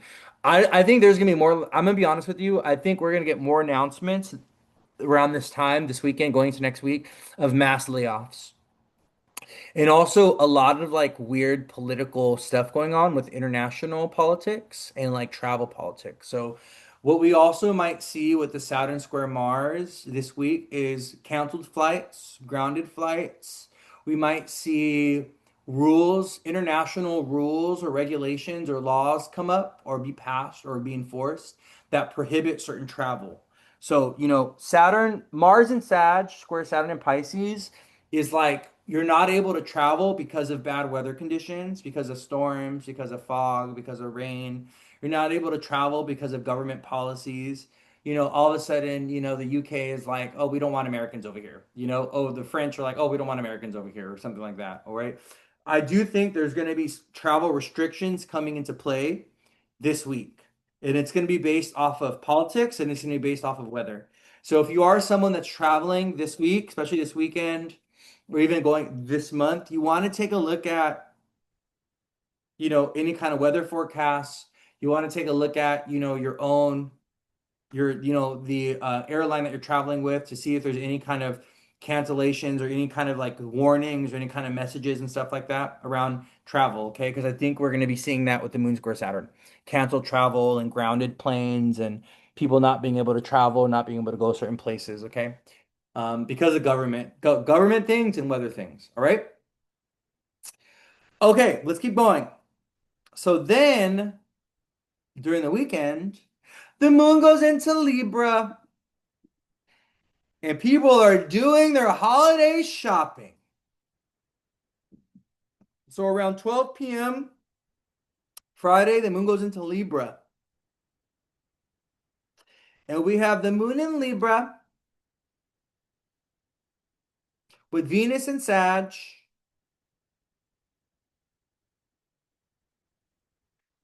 And the moon is going to be making sextiles. The moon's going to sextile Mercury on Friday. So this is really fun and really exciting. This is like party energy. This is like we're going to an elegant dinner. We're going on a date Friday night, Moon in Libra, sextile Mercury and Sag. We met somebody new. We're going on a date. The moon's also going to try and Pluto in Aquarius. So what a download I'm getting around this weekend with the moon in Libra is a lot of social interaction, a lot of like meeting new people or even connecting to new people, and a lot of like celebration and ceremony. So I'm getting like celebration and ceremony, but Moon in Libra is shopping. Is like, doing things with others, spending money. Moon in Libra, Venus and Sag, Holiday shopping this weekend. That's what I'm seeing. Going out on dates, hanging out with friends. Full moon in Gemini, right? The moon's in Libra. The moon in Libra is the fifth house away from the full moon in Gemini. So this is very social. This is very interactive. This is very romantic. This is very expressive. Also, we may be going to a concert, a play, maybe going to a recital, a performance, a holiday performance, a parade, something like this weekend with the moon in Libra, ruled by Venus and Sag. We may also be taking a long distance journey or a short distance journey this weekend. So this can be, oh yeah, I'm gonna go visit my aunt, my uncle, my cousin, my sibling. I'm gonna go, I'm traveling to Europe. I'm traveling, blah, blah, blah, whatever. My family is spending the holidays in the Hamptons, so we got a whatever in the Hamptons, and I'm gonna be out there, something like that. So that's where we're at with the Moon in Libra this weekend. This is a fifth house though energy though from our full moon in Gemini. So this is about fun. This is about celebration. This is about dating. This is about also children, doing things with our kids, playing with our kids, fifth house things. We also may feel more creative or more expansive, or we may feel more artistic. with this weekend. So, if you want to do some dancing and do some singing, if you are an artist and you want to, start an art project or you want to work on things that you're already working on, this would be a really good weekend to do that this upcoming weekend because this upcoming weekend is very lighthearted. Friday evening, moon sextile Mercury is very, very talkative, very communicative, very expressive. It's gonna be a very busy weekend, I will say. It is a very, very busy weekend for a lot of people. There's a lot of activity, a lot of busyness, a lot of activity this weekend. The moon trine Pluto, integrating whatever experiences we've gone through, new friends, new social groups, moon in Libra, trine Pluto in Aquarius, maybe launching a website, getting your social media going, something like that, or reformatting it, updating. There's a lot of, I don't know, I'm getting a download around updating things. Updating things. You need to bring things, make things current. This could also be about bills and stuff. That's a download I'm getting. The moon in Libra. I'm looking and seeing. Yeah, because then on Saturday the moon is sextile Venus, and that's really fun. Saturday, yeah, the moon in Libra is sextiling Venus on Saturday.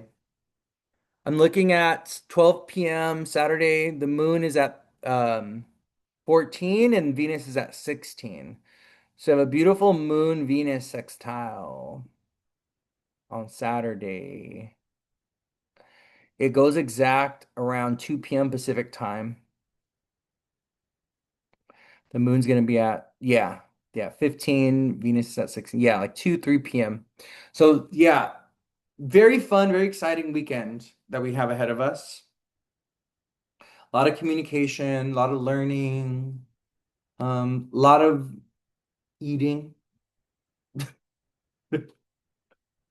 I was thinking about Jupiter in the second house away from the full moon in Gemini. I'm like, oh yeah, we're eating. This is a very hungry full moon cycle. We're kind of we're spending, we're overindulging, we're enjoying these. It's like the finer things of life. It hits my fifth house with Gemini. Yeah, this is very fun. It's a very exciting energy. Uh, the only challenging thing I can see is Mars square Neptune and the Sun square Net and the Sun moving into square with Saturn.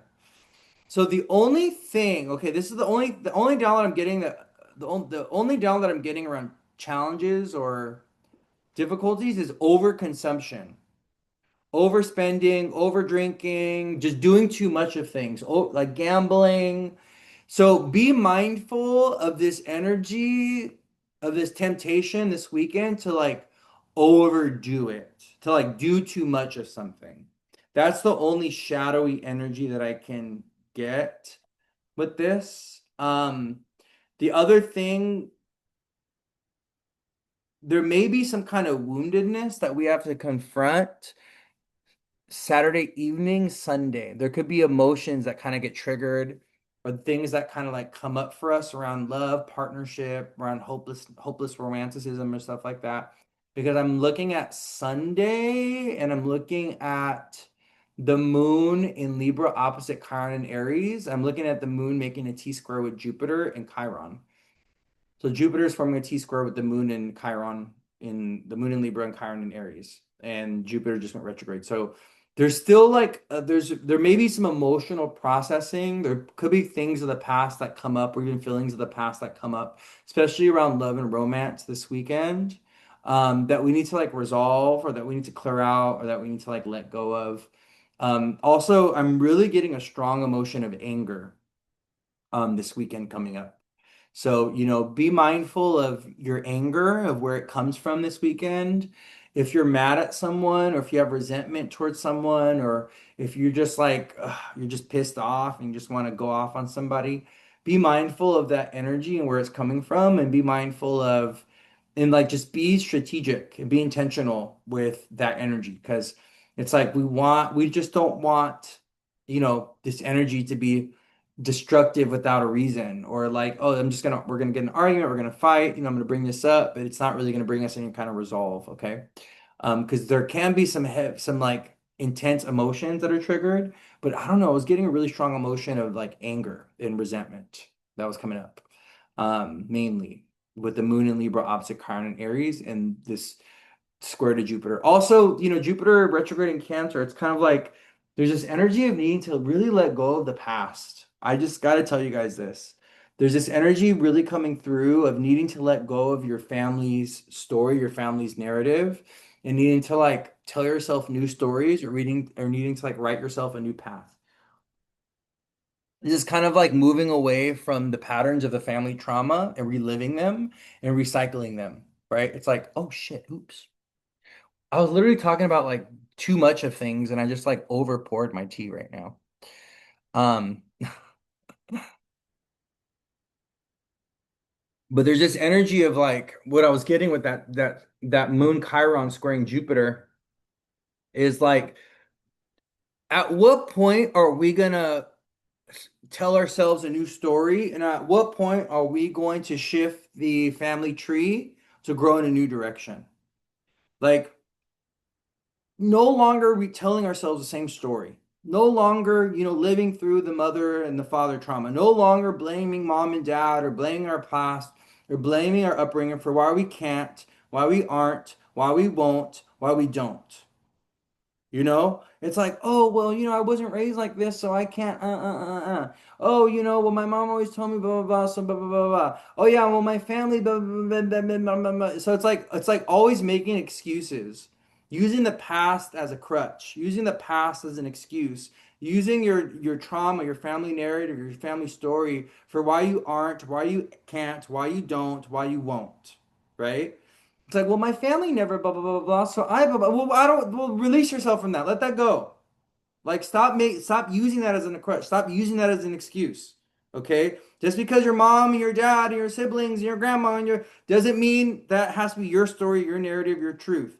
So there's this really intense call to action right now to write a new family story.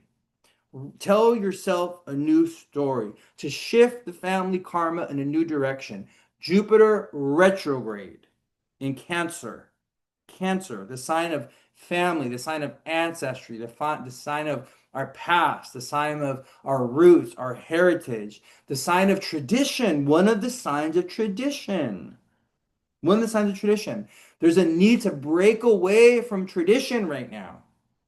We have a lot of Uranian energy active right now. We have a lot of Uranian energy active this week.